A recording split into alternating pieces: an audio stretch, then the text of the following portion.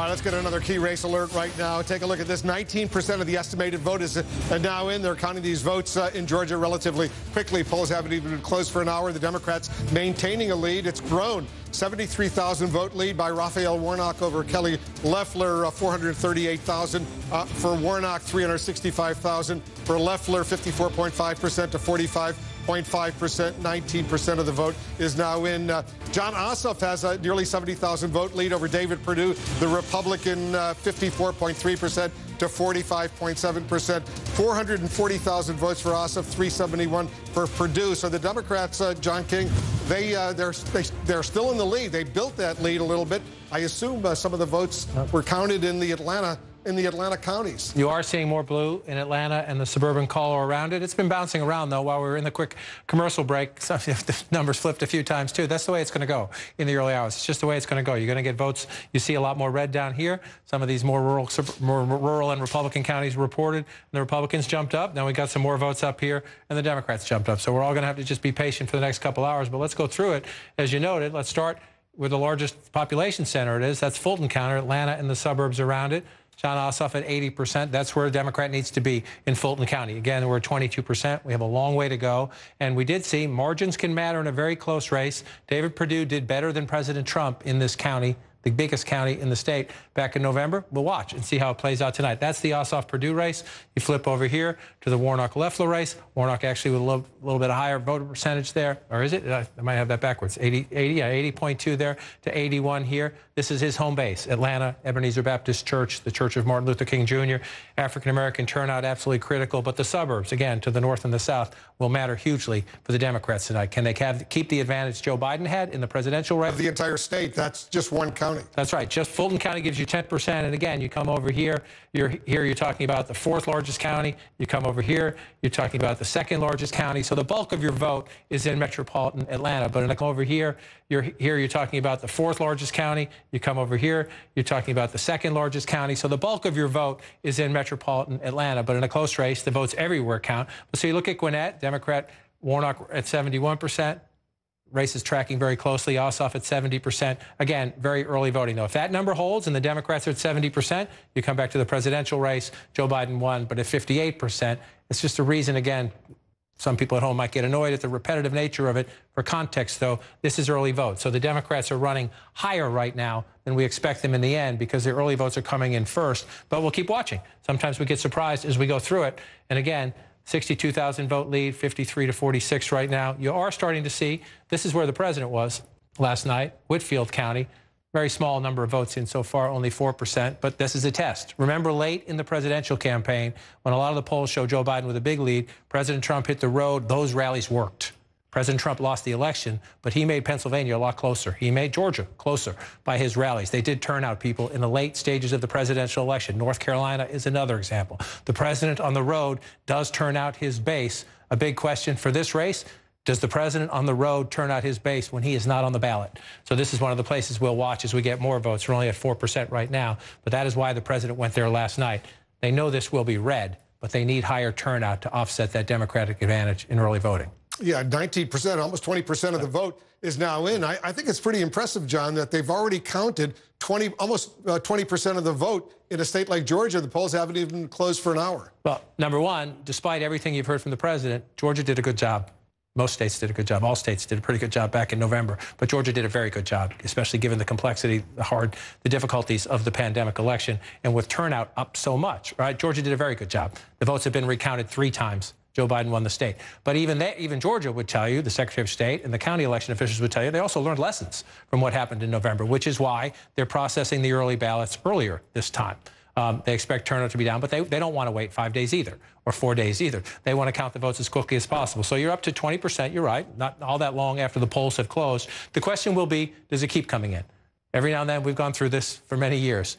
Some states have an impressive early drop of votes, early count of votes, and then you get a lag. We'll have to see if they can continue the production of this. But you're starting to see the map fill in. Again, one of the things I'm waiting for, Chatham County, Atlanta, and the metro suburbs are foundation number 1, foundation number 2, and foundation number 3 for the Democrats. But then they need to match it in other places. Chatham County was absolutely critical to Joe Biden.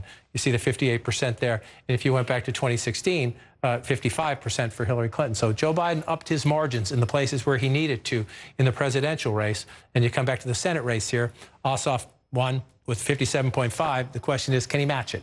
Can he at least match the percentages here? And again, turnout will be down. The question is, can Democrats keep it from falling too much in the places where they need votes? That's one of the things we'll be watching as we come back out just to see where we are. Again, still at 19%. Next couple hours, we're going to bounce around a little bit, but you're right. They're coming in pretty quickly.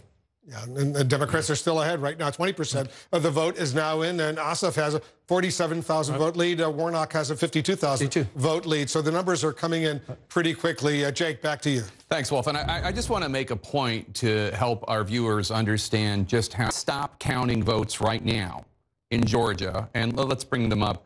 Ossoff is up 52.8% to produce 47.2%. Warnock up 53.1%.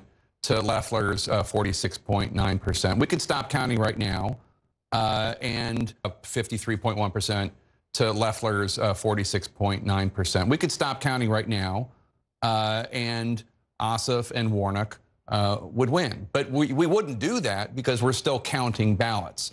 This is the argument that President Trump and at least 126 House Republicans have made, which is that on Tuesday night when they went to bed, Trump was up in Michigan and Wisconsin and Pennsylvania and Georgia and Arizona. But then more votes came in and suddenly Joe Biden took the lead. Yeah, more votes came in. And that's what happened. And we're going to watch the reverse happen here. I don't know who's going to win these two Senate races, but there are going to be, it's going to get a lot closer, and perhaps Perdue and Loeffler will pass Warnock and Ossoff. I don't know. I have no idea what's going to happen. But we're expecting a lot more Republican-leaning counties and Republican-leaning areas, especially those individuals who voted today as opposed to the early vote. And that's what an election is. You count all the ballots, and sometimes you count places that are Democratic-leaning precincts, and sometimes you count first places that are Republican-leaning precincts, but you have to count all of them.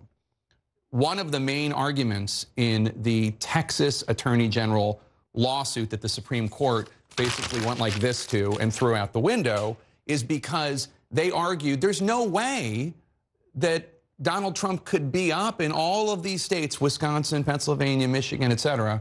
There's no way that could happen, and then all these votes come in the middle of the night and Joe Biden takes the lead. But of course there's a way, and the way is you count all the ballots. And that tension is one of the reasons why it is so frustrating for election officials, Republican, Democrat, Independent, or people who are in the news media to cover this, because it is so intellectually bankrupt to argue that just because more votes came in for the other candidate as votes were counted in the middle of the night, that therefore is indication of corruption. It's not, and it's very frustrating to watch this double standard. On that subject, I want to go to Caitlin Collins right now because there's new reporting on the increasingly tense relationship between outgoing President Trump and Vice President Pence ahead of tomorrow's certification of the election results in Congress. Caitlin Collins, tell us what you're learning.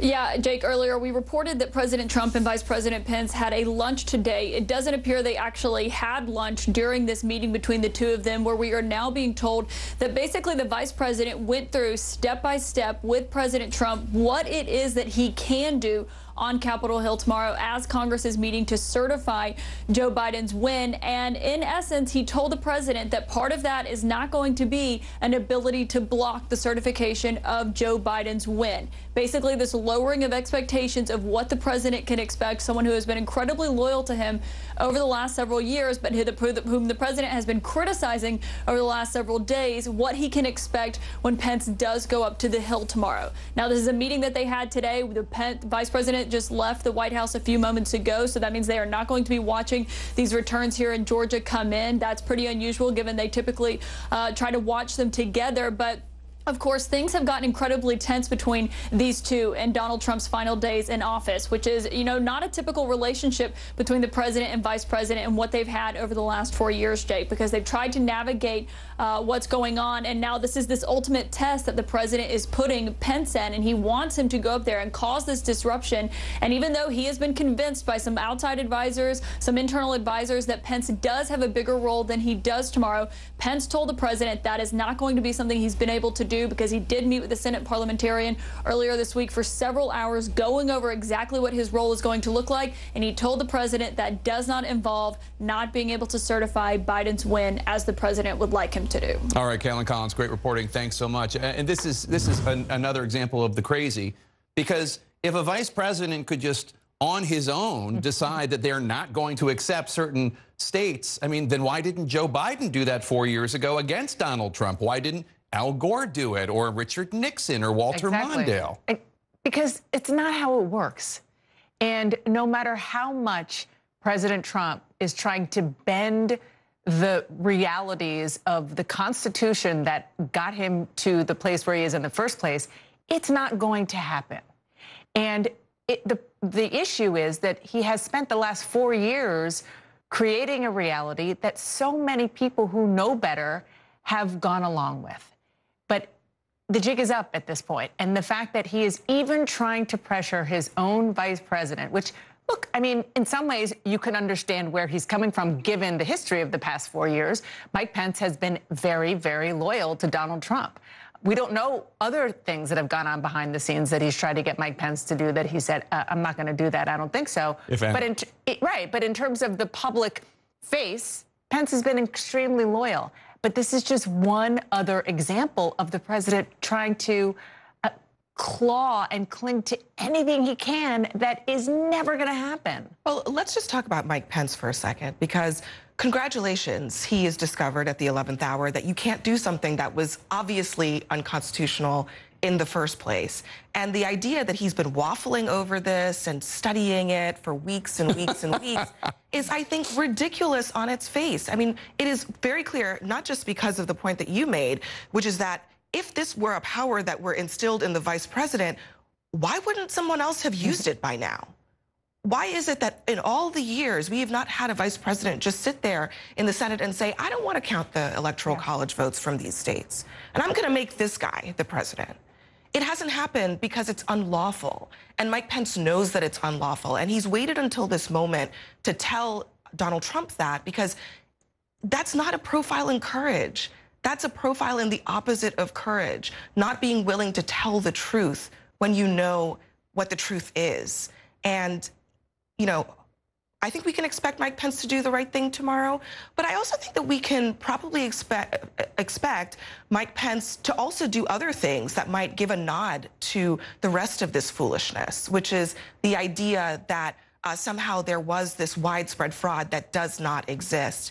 I just, you know, at this point, this is really, it's not anything to celebrate. It's just the basics of the Constitution that he's finally recognizing. Going to be fun in January 2025 when Vice President Harris all of a sudden has the power just to not recognize certain states in the Electoral College. Wolf? Yeah, it's amazing. It's crazy. All right, take a look at this. We have another key race alert.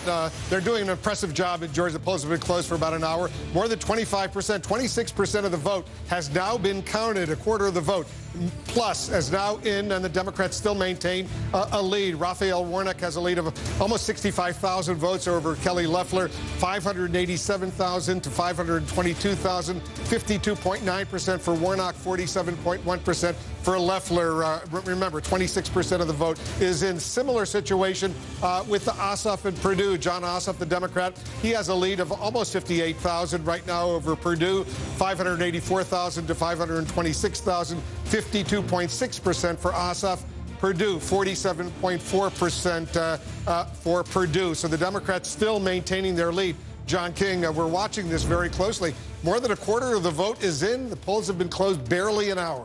Polls have been closed barely an hour. The count is coming in relatively quickly, but we still have a long way to go. If you're the Democrats, you're glad to be on top. You also need to know, again, that's a million plus, right? A million plus, 1.1 million there and change. More than 3 million votes were cast just early. So we have a lot of votes to count still, a lot of votes to count still. But you'd rather be on top. Two races tracking relatively, 55,000 vote lead, 52% for John Ossoff. 52%, 53% if you want to round up for Reverend Warnock there. The Democrats doing, let's just keep it on this one for now, the Democrats doing what they need to do so far. Fulton County, Atlanta and the suburbs around it, the #1 population center in the state. Democrats need to be above 80%. They'd like to be higher than 81%, but you need to be 80% or higher if you want to be comfortable as a Democrat. That looks good. Dekalb County over here, Democrat. Joe Biden ran in the 80s here. If you're Reverend Warnock, you're right pleased with that. Let's check on the other race there. See, over 87. So the Democrats are tracking. Now, we still have a long way to go, and you're starting to see one other thing you're watching here is you see the red come in, rural, small town America, Trump country, Republican country. So you start to look now, and you look here.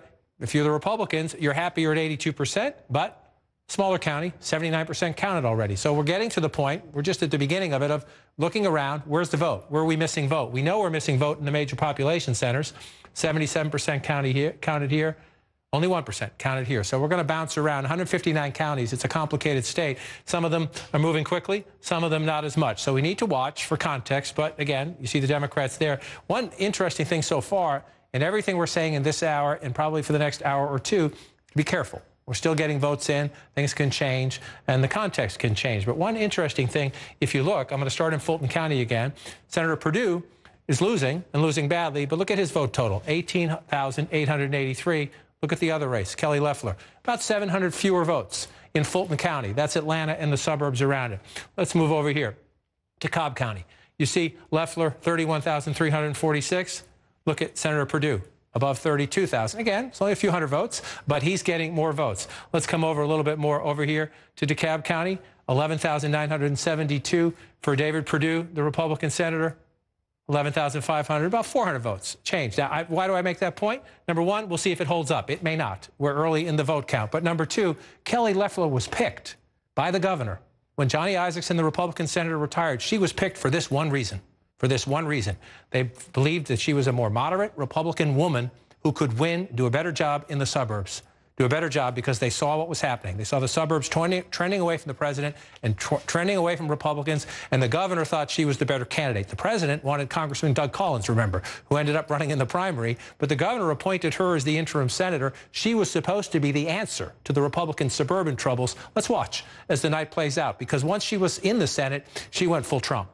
She went full Trump. And so does she suffer in the suburbs as President Trump suffered in the suburbs, or what we're seeing in those early numbers, just preliminary, and she comes back and runs a little bit stronger? It's a couple hundred votes here, a couple hundred votes there, so some people are saying, what's the big deal? If it's a very close election, a couple hundred votes can matter. Remember, the president-elect carried the state by 11,000 plus. So just one of the many little things we'll watch as we go through the night. Yeah, it's interesting. They did debate Kelly Loeffler and Raphael Warnock, as opposed to the other two candidates. David Perdue refused to debate Jon Ossoff. I wonder if that debate is having an impact. That's possible as well. And look, David Perdue is very loyal to the president as well. David Perdue saying even after that reckless, reprehensible, what do you want to call it, call when the President of the United States called the Republican Secretary of State of Georgia, thinking about this, thinking about the presidential race, the President of the United States, these votes have been recounted 3 times. Joe Biden won Georgia. The president calling the Secretary of State and saying, can you find me 11,780 votes? Can you find me enough votes to change the lead? David Perdue saying it was disgusting that the call leaked. Not disgusting that the president tried to cheat, that the president asked the Secretary of State to break the law. So David Perdue has been pro-Trump too. So I don't make the point to say that he's stronger in the suburbs per se. But the Loeffler appointment was made with that particular reason in mind. The governor knew what was happening in the suburbs across America, knew that Democrats were trying to register new voters, were succeeding in registering new voters in Georgia. She was picked for a reason. So one of the things we'll watch, and again, it's early, so it could change, is does Senator Perdue, yes, he has more experience on the ballot, but we know in November he did perform better than President Trump in the suburbs. Does he outperform her, even though she was picked for that very reason? Just something we'll watch as the night goes on. We certainly will. David Chalian, what, almost 30% of the vote is in, getting close to a third of the vote in, and you have a good sense of how much of this vote that has already been counted is the early vote as opposed to the vote today. The vast majority of it is pre-election vote, Wolf. Take a look here. You see Raphael Warnock, 648,000 votes. Kelly Loeffler, 583,000 votes. As you noted, 29% of the vote is in right now. That's our estimate. 29% of the vote is in. Of that vote that's in, 93% of it is pre-election vote. It's the early in-person, absentee by mail vote. And we know that Democrats participated in this runoff more so that way than did Republicans. That's their advantage category, the early vote. We think that is going to come down as a share of the overall vote to 72%. We think at the end of the day, 72% of the overall vote will have been early vote. Well, when that happens and more election day vote comes in, that is likely to favor, in this contest, Kelly Loeffler. You see the similar thing happening in the other race between Ossoff and Perdue. 29% of the vote is in. That's where we are currently. Ossoff, 650,000 votes. David Perdue, 600,000 votes. Of that vote, now it's 92% is pre-election vote. The big likely Democratic category, in-person, early voting, absentee voting by mail. That is going to come down 20 percentage points to 72%. We think, that's our estimate, that 72% of the electorate will have voted early. So that number comes down as the election day voters get counted. And we know that Republicans have indicated they are far more inclined to participate in person on election day. So as those votes come in, they're likely to be Perdue votes over Ossoff votes and are going to narrow the margin you see between the two candidates. It's a really important point, and John King, hovering over this is the coronavirus pandemic. I wonder how many voters decided maybe it's not necessarily a good idea on election day to go wait in line and show up, given what's going on, especially in Georgia right now, which is having an awful situation as far as hospitalizations, cases, and deaths. Right. There's both the 2020 factor in that, plus the here and now of the today factor in that it was in 2020. We do know Democrats, because Joe Biden was holding smaller events. Joe Biden was telling Democrats, don't come out to big rallies. Joe Biden was criticizing President Trump for his big rallies. Democrats disproportionately voted early. Today in Georgia, I can show you some of the numbers if you want to see them. It's just as bad, too. When you look at it right now, hospitalizations in Georgia, setting records. Hospitals, it's all across the country, but Georgia is not immune to what is happening. Georgia is one of the states performing the worst right now when it comes to the vaccine rollout in terms of the numbers there. That's hospitalizations. You look, let me come back down here. You look at the 7-day of new cases. Again, Georgia was part of the summer surge, and we thought this was horrific. Well, this is when you were at 4,000 cases in the state. Look where they are now. Twice that, 8,000 new infections a day on average in Georgia. So coronavirus is a giant factor in the state, without a doubt. And back to David Chalian's point, what he's saying right there, he's a little bit more polite than I am. What he's trying to say to Democrats is, you see these leads right now, don't pop the champagne. There's a lot of votes still to come in. A lot of votes still to come in, and that matters everywhere, because we're showing you these margins here. We're showing you these margins in Atlanta. The Democrats are going to win Fulton County, Atlanta and the suburbs around it. The Democrats are going to win. There's no question about that. But if this is all early vote, when the later vote comes in, does Kelly Loeffler get, at least of the today votes, does she narrow the margin some? Does she narrow the margin some there? Does Senator Perdue do the same there? Does the same happen over Dekalb? Can you get Jon Ossoff from 87% down to 83%? So we need to wait. We got a key race alert right now. A huge number of votes just came in. Take a look at this. 37% of the estimated vote is now in the state of Georgia. More than a third of the vote is now in. The Democrats have impressive leads right now. Raphael Warnock has a lead of almost 190,000 votes over Kelly Loeffler, 56% to 44%. He has 881,000 votes. She has 692,000 votes. 37% of the estimated vote is in. A huge number just came in. In the other contest, the Senate runoff between Jon Ossoff, the Democrat, David Perdue, the Republican.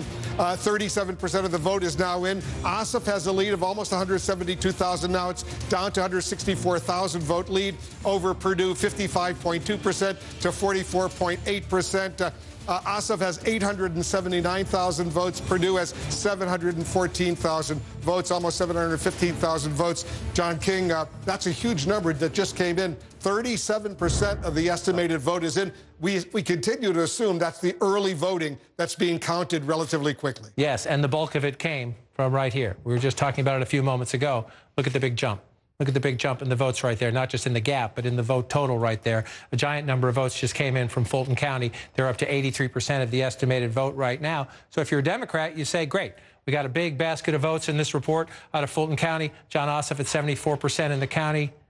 Pastor Warnock at 75% in the county, 274 to 91,000 there. That's what padded those leads right there. Giant from incoming from Fulton County. The question is it enough, right? Because we're waiting for others. So we get this giant from Fulton County. That one says 83% of the estimate there. So we're going to see as we bounce through this as we go. We've seen a little bit more come in from the other surrounding. We're up to 28% in Dekalb County. Again, if the Democrats can keep that margin in Dekalb County, then they'll be healthy and happy. But it's early vote right now. I'm told Clayton County also came in. That's just south of Atlanta. This was huge for Joe Biden, right? You see Pastor Warnock at 89% right there, up to 69% of the vote. Let's check on the other race. Jon Ossoff at 89%. Clayton County, if you go back and you remember with us through the days after Election Day, go back, President Trump pulled out to a big early lead in Georgia as they counted legitimately cast, legally cast ballots, despite what you hear from the president. But in the days after, Clayton County was one of the places. Joe Biden at 85%. The Atlanta airport is right here, just over the line in Clayton County, suburbs here. Heavy African-American turnout in Clayton County. Absolutely critical to the Joe Biden's math back in November. And there's a huge number of votes there coming in again. So you see these lopsided margins. How did David Perdue do? Here, you got to hit this and then hit this. David Perdue at 13% back in the 2020 race, where he came up just shy of winning. He's at 11% right now. Those margins could matter. Again, we're only at 69%. We need to count more votes before you can have the full context. But you started to see, let's look at it right here. This big, giant pot of votes, oops, stand still for me. The big, giant pot of votes came in, mostly in Fulton County, but also in the suburban areas. We also, Wolf, did also get our first votes from down here. We're waiting on Augusta, Savannah, and Columbus, key areas for the Democrats. And you see in Muskogee County here, Jon Ossoff at 74% if you round up. Pastor Warnock also 74% if you round up. So when these votes come in, you can see big swings. The question is, where'd they come from? These are Democratic areas right now. You pull back out the map. I'll get rid of the distracting circles for you here. The map down here filling in as it should. The question is, what's still out, right? We're still only at 39% statewide, so we have a long way to go. If you're the Democrats, you like what you just saw, but you have a way to go, and you have to remember the bulk of what we are seeing, as David Chalian just emphasized, is early vote. Early vote. As they count the Election Day turnout, that's where Republicans are banking on a comeback, and we will see if that's true. You see north of Atlanta here, right? So you see all these counties here, Fulton County, DeKalb and Gwinnett right there. I want to go back to the 2020 election, back to the Senate race. It is here. These are still empty on our map. Forsyth County, to the north of those suburbs, a Republican county. Big for Senator Perdue. It was big for President Trump in his loss. Cherokee County. We know there were long lines in these counties. These are absolutely key to the Republican Election Day turnout. So you pull them back out. If you're a Democrat, you're thinking we've pulled out to a lead. That's good. But as we count votes, you see a lot of blanks still. We have nothing from those counties yet. Those will be a key test. What are the margins for the Republicans in these counties? And another one you see is over here. Baldwin County, we knew there were long lines here today. This is a Republican county. And if you come down as well here, waiting to see, no, we still have nothing from Houston County. These are big Republican counties, absolutely critical to Republican turnout. So they're gray right now, which means we don't have votes. If you're the Democrats, you're looking at a 170,000 vote margin. You're feeling happy right now. We need to see some more of these Republican areas to understand the context. One thing, we haven't seen anything in Savannah yet. That's a pretty Democratic county as well, the area around Savannah. Take a look at that. It is. And one reason I suspect we haven't seen anything is that they kept at least a couple of precincts open because they had a little difficulty, no big deal, some problems with the programming cards, but they opened the polls a little late. And so the decision was if we open 40 minutes late, then we're going to keep them open 40 minutes late. So I suspect that's part of the reason we haven't seen anything. Chatham County right here. Again, it's fifth largest of the 100. County. It's a very big county, and it's very critical to the Democrats. We have nothing right now, so let's just go back and remember how important this was. Again, Joe Biden won the state by 11,000 votes and change, while he won Chatham County by 20 plus there, 25,000 right there. So for the Democrats, this is the key. As Joe Biden did here, run it up. Run it up in the places where you have your votes, because you have to offset all this red in most of the other parts of the state. So you're right. That's an excellent point there. As we wait to see what happens in these Republican counties up here to the north of Atlanta, and to see when we get, let's just check a couple of these, 86%. So if most of the Republican vote counted, 91% there, most of the Republican vote counted. You're seeing this happen more and more in these Republican counties. 86% here, 95% there. So you're looking around, where are there votes still to come? If you're the Democrats, you need to run it up here and run it up here. And if you're the Republicans, you're really waiting on Cherokee and Forsyth. You need to see big turnout numbers and big margins to give you some confidence that you can make this up, because you know the Democrats, this is early voting. The bulk of this is early voting. You knew the Democrats were going to take a lead with that. The question is, when you start to see some real turnout metrics from your larger Republican counties, are the numbers there? We will find out soon enough. Almost 40% of the vote, the estimated vote, is now in. They're counting the votes relatively quickly in Georgia. Election night in America continued, will continue.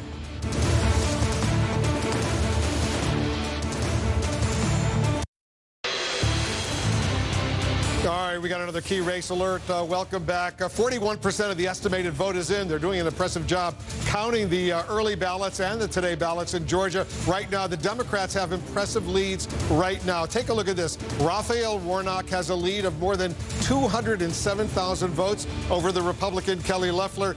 He has almost 1 million votes, 993,000 votes. She has 785,000 votes, 55.8% to 44.2%. Remember, 41% of the vote is now in. In the other contest, the Democrat Jon Ossoff, he has a lead of more than 215,000. Now it's 204,000 votes. He has more than 1 million votes right now. He has more than 1,001,000 votes. David Perdue has 796,000 votes.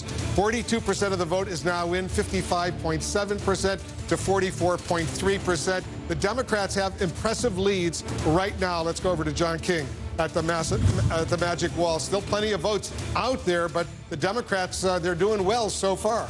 You'd always rather be leading than losing, but you do have to add the caveat. Much of this, we're starting to get to the point where we are seeing some today vote, but much of this is still early voting where we know is disproportionately favors the Democrats. But if you're the Democrats, you're looking at the map. Are we doing what we need to do where we need to do it, right? In other words, are we running up the vote following the Joe Biden path to victory? The Democrat hadn't won for president statewide in Georgia since back in 1992. Democrats statewide have had a miserable time in Georgia in recent years. You had 2 Republican senators. So are you doing what you need to do? Well, here's one way to look at it. Number one, let's just look at the metrics. Up to 43% of the estimated vote, 55% for Raphael Warnock, the Democrat leading there by about 183,507, excuse me. Jon Ossoff's lead, a little bit bigger, 192,000, 55% to 45% if you round up Senator Perdue. So if you're the Democrats and you're looking at this, again, we have a long way to go in the vote count. We're not at the halfway point just yet, but you're trying to ask yourself, are we winning where we need to win? So let's highlight the counties Joe Biden won. There are 159 counties in Georgia. Joe Biden won about 30 of them. So you're going to see a lot of red on this map tonight. That's the way rural America works. It votes Republican. But you see right now, very early votes here in Chatham County. The only one of the Biden-run counties that you see any red in is Chatham County. I just looked at it. It's about 1,000 votes. If you flip to this race, it's blue, the Warnock race. Just flip. Yeah, I'll look more closely at it. And they flipped in the Warnock race. Let's go back and see. It's still red in this race. We're expecting votes there in a while, so I'm not even sure. That could be an anomaly. But if you look at the counties that Biden won, we'll use this race to look at it. You see the gray? That means we have no votes yet. We have no votes yet, right? And we just have, let's look at Chatham County here. You know, on that point, 1,100 votes. We got Martin Savage, who's on the ground for us in Savannah, Chatham County right now. So what's going on as far as the vote count is concerned? Because very few votes have been counted so far.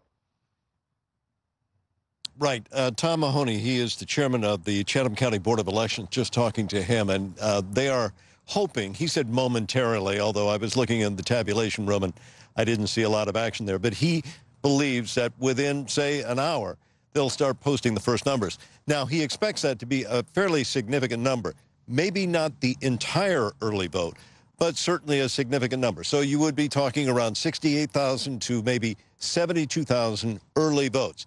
We're talking about absentee ballots that arrived before today, and then also those in-person early votes. In fact, it will be the in-person early vote numbers that will come out the very first, and then followed by that will be the absentee ballots that arrived again before today. And then after those numbers come out, maybe later, maybe around midnight or so, we should start to see the total numbers or close to total numbers of what were in-person voting on actual election day. That's the breakdown he's talking about. Now, I said, are you going to count all night? He said they will count all night unless when it gets around midnight, they suddenly get an influx of votes and they realize that, hey, we will not finish overnight. So they would stop then and continue again sometime in the morning hours. But it is their hope and they believe they still can get this all done tonight. Just remembering, of course, there are other ballots, the overseas ballots that we've talked about, provisional ballots, they would still have until 5 o'clock on Friday. Yeah, the military ballots as well. Stand by. Drew Griffin is in Fulton County, Atlanta, for us. What are you seeing? What are you hearing over there, Drew? Out. I asked him about the in-person voting today and what that figure was compared to November's election. Very interesting that 10,000 more people voted today in person on Election Day than voted in person on Election Day in Fulton County on November 3rd. That may be due to the fact that there were 4 fewer advance voting days in Fulton County, but I thought that was interesting that the in-person voting today was higher than the actual Election Day. Again, they believe they're on track. They have a voter review panel that's going to meet at 11 p.m. tonight. That could be the last panel they need to review the troubled absentee ballots that they would have to have some kind of decision made by. But again, he's hoping all the ballots will be counted in Fulton County, the largest county in Georgia, tonight. Yeah, I'm impressed by how quickly they're counting the votes in Georgia right now. Stand by, Drew. Nick Valencia is joining us right now. He's in Dekalb County. In Decatur, that's not far from Atlanta. What are you seeing? What are you hearing over there? Much like what Drew is seeing in Fulton County, Wolf, we're seeing the same thing here in Dekalb County, an outperformance of in-person voting today. I just spoke with the county spokesperson who tells me that there's been approximately, in their preliminary numbers, 60,000 in-person votes today. You compare that with what we saw on Election Day, in-person voting in November, where there was just 47,561, so far eclipsing that total. What does that all mean? You know, that's going to be the question as this night goes on. This is traditionally a Democratic stronghold, though we know historically Republican voters tend to vote in person, but you know, Ossoff and Warnock counting that this Democratic stronghold will play in their favor. Behind me, this activity has sort of slowed down. We've seen a lot of cars show up here in vanilla envelopes. They don't really want to talk about what they're doing. We're on our way inside, where we're told, you know, throughout the night they'll be scanning, tabulating, and uploading those votes to the Secretary of State's office, hoping to get through the votes tonight. But they did tell us, Wolf, that they're going to try to get through as much as they can, but we should not expect a final tally tonight. That will probably happen more so on Friday. They've got to wait for provisional ballots, overseas ballots. All that goes into the equation here. So it's going to be potentially a long night in Dekalb. Wolf. We'll watch every moment of it together with you, Nick. Thanks very much. You know, you got to admit, John, they're doing an impressive job in Georgia. What, 44%, almost half of the vote in Georgia has now been counted. The polls closed, what, an hour and a half ago? Again, they did a good job in November. It did take several days, but every state was dealing with the unprecedented pandemic environment. People waiting in line to vote early, people voting by mail early, the people who turned up on Election Day with all the pandemic security concerns. Georgia did a very good job in November. The president will tell you otherwise. The president is wrong. And Georgia appears to be doing even a better job, learning the lessons of November and doing an even better job tonight, particularly in processing the early ballots. Again, we're still waiting. To Marty's point, we have just a tiny smattering of votes out of Chatham County. This is where Savannah is. It's absolutely essential to the Democrats. There's the Warnock-Loeffler race. You come over here to the Perdue-Ossoff race. This one even has Perdue ahead with about the same amount of votes carried. You know, we'll watch these numbers as they play out, right? But this essentially is we need to wait until we get more votes. So now you pull out to the statewide. John Ossoff at 154,000. That lead was bigger a little while ago. It's bouncing around a little bit as more votes come in. Let's check the other race. The Warnock lead a little bigger than the Ossoff lead right now. And so again, what are you looking for? We just got our first votes here, Richmond County, where Augusta is. This is the first time we've seen votes here. 28%, 80%, 81 if you round it up for Pastor Warnock, 80% there. Again, so you go back for context, what happened in the presidential race? Joe Biden had 68 if you round up. John Ossoff had 66. So you look at where the numbers are right now, and you know, again, if John Ossoff can keep that number, he's golden. But remember, this is early votes coming in, so it's disproportionately higher for the Democrats. You see it at 28%. Wait till you see a number that gets you into the 60s and the 70s to start to trust the context of what you're seeing. But again, in the early, Democrats know what they do need. One piece of their puzzle is run it up in the early vote, and you see that happening there. So those are the first votes we had seen there. We saw just a moment ago, we talked about down here, first votes coming out were almost up to half in Muskogee County, which is where you have Columbus, and 74% for the Democrat in that race, 74% for the Democrat in that race as well. And if you go back again, this was 61% for Joe Biden. So again, you're seeing the impact that getting early votes reported first, it warps the totals a little bit. And we need to be aware of that as we go through it. It's good for the Democrats. They're getting the numbers that they need. But again, to go back to the Perdue-Ossoff race, 60% was what Jon Ossoff got right here in November. And remember, he came up just short winning. So we need to watch and see as it continues to play out. Just to come back, make sure I'm on 2021, and come back as we go through this here just to check. It was 152 moments ago. It's down to 149. What's happening? Votes are coming in. You see in the southern part of the state, rural part of the state filling in red. Up in the northern part of the state, I just want to check. I'm going to keep going back to this all night long. We're still only up to 3%. This is one of my test counties because it's where the president had his last rally to try to turn out the Trump base at a time he's beating up on the Republican establishment. The dissonance there, does it affect turnout? We'll get a better sense. It's very early as this one comes on. And I just want to check. We still have nothing, Wolf. 2 counties I'm watching very closely. Cherokee County here, Forsyth County just to the east. This is half hour, 90 minutes north of Atlanta. 2 very big Republican counties. We still have absolutely nothing. We do have some votes came in over here. Let's see, in Paulding County, this is a very important Republican county. They're up to about 0.5% of the vote. 66% for Senator Perdue, no longer senator. His term ran out, but he was the incumbent senator running in the ballot. Senator Loeffler, who's the interim senator right there at 66%. And again, if you go back to 2020, this was an area where the president got 64%. So if you're the Republicans, as you start to see those votes come in, and you're thinking, are we meeting our metrics? We see the Democrats meeting their early vote metrics. The question is what happens when you get Election Day votings. If you're the Republicans, come back to just to see how Senator Perdue had 63% in Paulding County back in November. It's getting 66% right now. Again, it's only half of the vote, so we need to see how it plays out. But if you're the Republicans watching, that's a metric you wanted to meet, and you're watching through the rest. You start seeing down here. Just want to check up here. This is going to be all Republican. The question is how much of it is in. 84%. Smaller counties, not a lot of votes. But in close elections, these small counties matter. A couple hundred votes here, a couple dozen there. It helps you offset the Democratic advantage elsewhere. So you see 64%. Still some counting to do down here. 99% here, 95% here. Again, not a lot of math coming out of these places. But when you're at 64% and you're the Republicans, you're thinking, I got several hundred more votes still coming in at a minimum, which helps you offset what is happening up here. And I just want to check to see if any of these percentages have changed. Still at 29% in Dekalb, 28% in Gwinnett, 81% in Rockdale. Democrats running up pretty impressive numbers here. Again, you compare this to where were we in the presidential race, right? So 76% for Ossoff here, 70% for Biden, 69% for Ossoff back in November. Again, we have a ways to go. So most of this 81%, what happens? This is going to be key in these Democratic areas. When you see them at around 80%, what happens when we get to 90 and 95 and closer? That's the today vote. That's the today vote. And so, yes, the Democrats are going to win this county, but do Republicans narrow the margins? Are the voters who are coming out today? There are a lot of suburban Republicans in Georgia.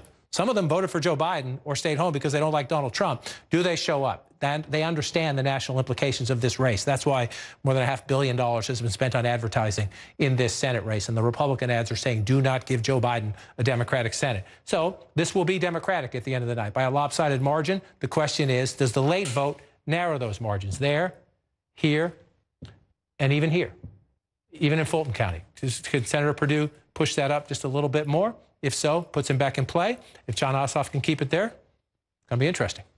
It's, right now, he's got to have a little smile on his face. But remember, more than half of the vote still has to be counted. 46% of the estimated vote is in. The Democrats are ahead by about 150,000 in Raphael Warnock's case, 136,000 in Jon Ossoff's case. We're going to continue our coverage right after this.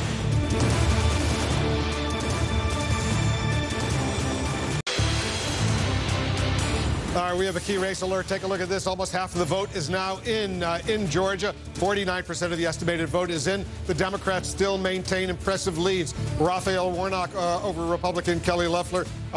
Warnock has almost 150,000 vote lead over Kelly Loeffler. She has 979,000 votes. He has 1,129,000 votes, 53.6% for Warnock, 46.4% for Loeffler.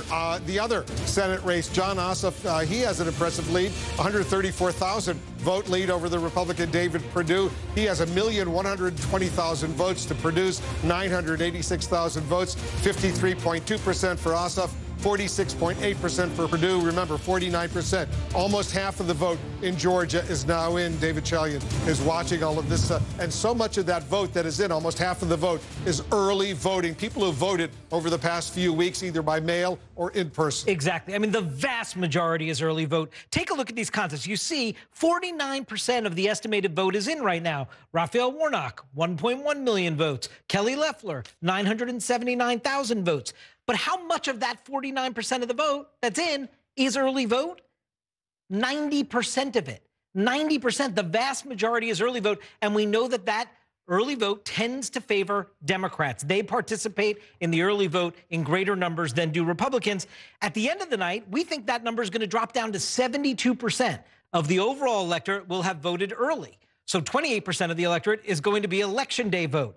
And that election day vote favors Republicans. They turn out in person on election day in greater numbers. Take a look at the other race. It is the same story. In the Ossoff-Purdue race, again, right now, roughly half the expected vote is in. And you would think, hey, a 7-point lead for the Democrats when half the vote is in, Democrats are sitting pretty. But this is the context. Ossoff with 1.1 million, Purdue with 988,000. 90% of the vote you're looking at right now is early vote, early in-person voting, absentee by mail voting, voting that favors Democrats. That's going to come down to 72% as more election day vote comes in and favors Purdue. Wolf, just remember, back in November, Jon Ossoff beat David Perdue by 3 percentage points in the early vote. But remember, Perdue actually bested Ossoff by 88,000 votes because he walloped him by more than 20 points with the election day vote. So we don't know how this is going to end, but we do need to see more of that election day vote come in to see if indeed this is going to get closer than it currently looks with those 7-point margins. Yeah, still, what are we waiting for? What are you seeing right now, Pamela? Well, Georgia election officials are telling us, based on what we're seeing coming in, it could be a very long night. And sources I'm speaking to on the ground there in Georgia say even though it could be a long night, they are happy with how things are playing out so far. With how things are playing out so far, with how quickly they're able to tabulate some of these early votes. And here's what we're hearing from the various counties we're tracking, the Atlanta region.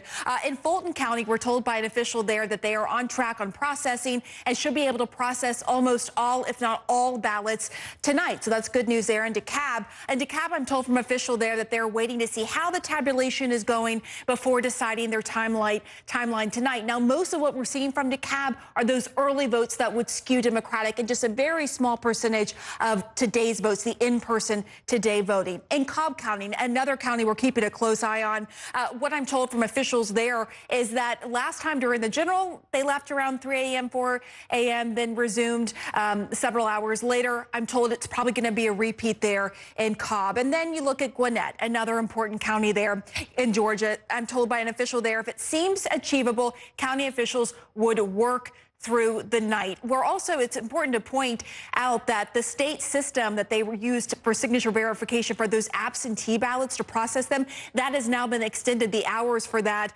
until 2 a.m. It was going to shut down at 11 p.m. So that will help these officials in Georgia process and tabulate those absentee ballots. Wolf? All right, take a look at this, Pamela, 51%. More than half of the estimated vote is now in. The Democrats still maintain a lead, although it's gone down a little bit. Raphael Warnock has a lead of more than 133,000 votes over the Republican Kelly Loeffler. Jon Ossoff's lead, it's down to 113,000 over the Republican David Perdue. We're watching this very, very closely right now, John King.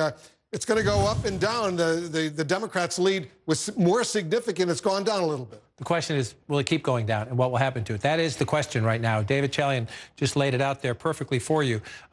Just like in November, Democrats disproportionately voted early. So when we got the early votes, Democrats, Jon Ossoff in this race, Raphael Warnock in this race, opened up healthy leads, right? But that lead, Warnock's lead, was above 180,000 not all that long ago, 30, 40 minutes ago.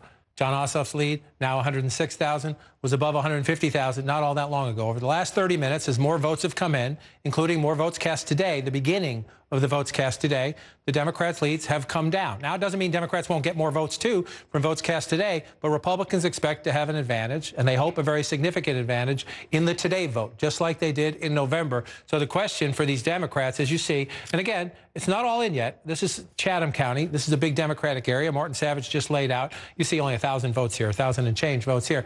So we'll see. This is a big Democratic area. When we get these votes, expect the Democratic lead to expand out a little bit again. And Martin said they could start to come momentarily. I want to look down here. We're up to Richmond County. We're up to 71%. More votes coming in there. So now we're counting today votes for the most part. I assume most of that is early vote that was counted earlier. Again, I'm looking at the smaller Democratic areas, but down here in the Columbus area, about half of the vote. So Democrats can expect more here. But the question is, Wolf, is that enough, right? Is that lead enough? Do you have enough to withhold the Republican today election day votes? 101,000 for John Ossoff, 121,000 plus for Pastor Warnock. And again, we lived through this in Georgia in November in reverse.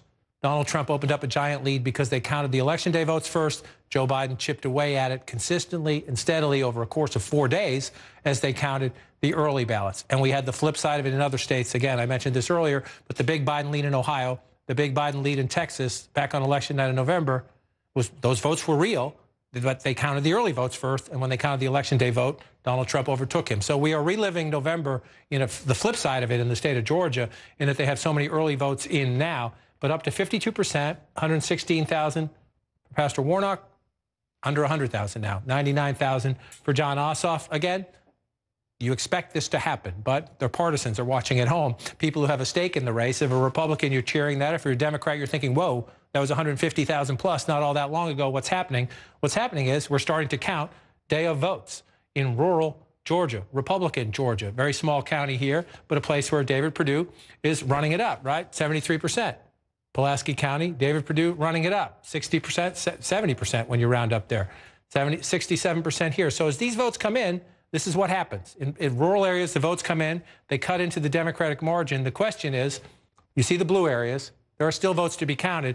What happens? What happens when they count the election day votes here in Henry County? Does John Ossoff stay at around 66%, or do the Republicans come up? Let's just check the other race. They're tracking pretty close. Does Pastor Warnock stay at 66%, or does that number start dropping down? The presidential race, for context, Joe Biden got 60 if you round up. So you're trying to see if you're following the Biden path to victory, which was a very narrow one, 11,000 votes and change. If you're the Democrats, that's what you're looking at. You're looking at the percentages. Turnout drops. Is it proportional across the board? Let's come back to where we are now.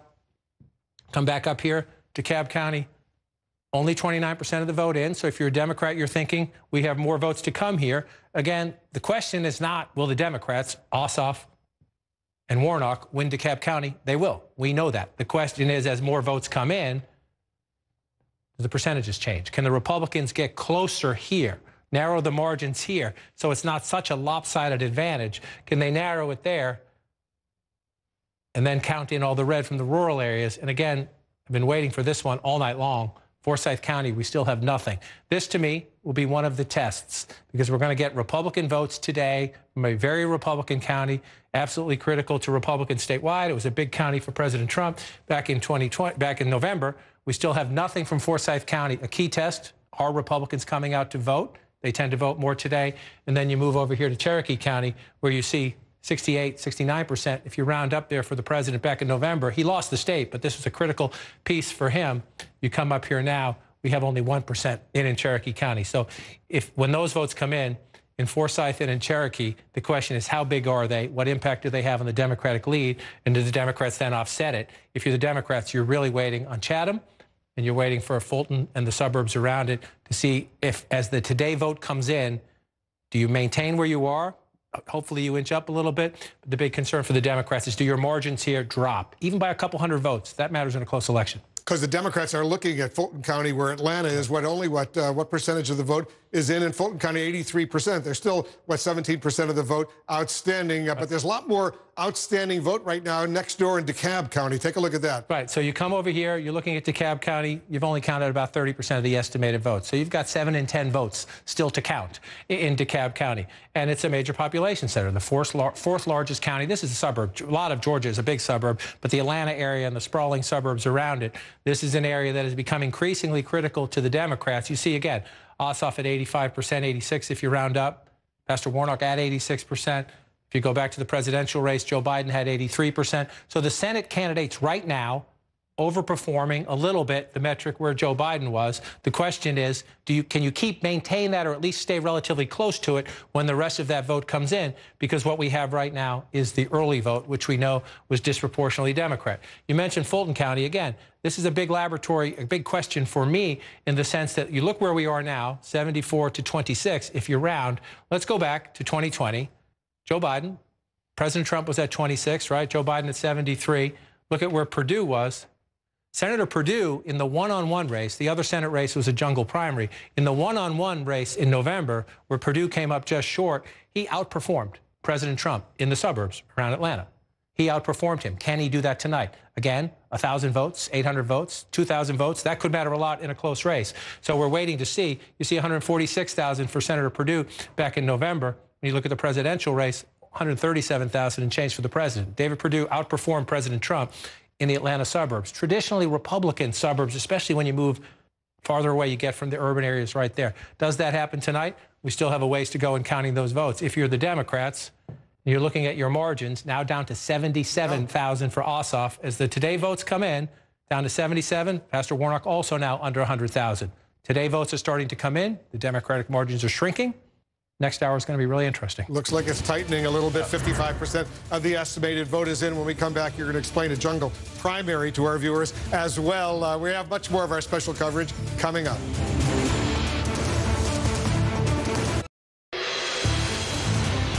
All right, we have another key race alert right now. The Democrats are still in the lead, although the lead is narrowing a bit. Raphael Warnock, his lead is almost 80,000 votes over the Republican Kelly Loeffler, 51.7% to 48.3%. More than half of the vote is in. 56% of the estimated vote is in. Warnock is ahead of Loeffler. The other Senate race, Ossoff versus the Republican Perdue.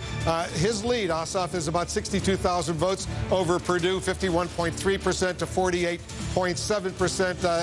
1.2 million for Ossoff, 1.1 million for Perdue. Take a look at the balance of power. This is what's at stake tonight in these two Senate runoff elections in Georgia. Right now, the Democrats have 48 seats in the U.S. Senate. The Republicans have 50. If the Democrats pick up these two seats in Georgia, it will be 50-50. The Democrats, though, will be in the majority because the vice president of the United States, the incoming vice president, Kamala Harris, will be the vice president of the United States. She'll be president of the Senate, and as a result, she'll be able to break a tie. So the Democrats will be in the majority. Let's go to Amara Walker. She's in Atlanta for us right now watching all of this. And Amara, you have a very, very special guest.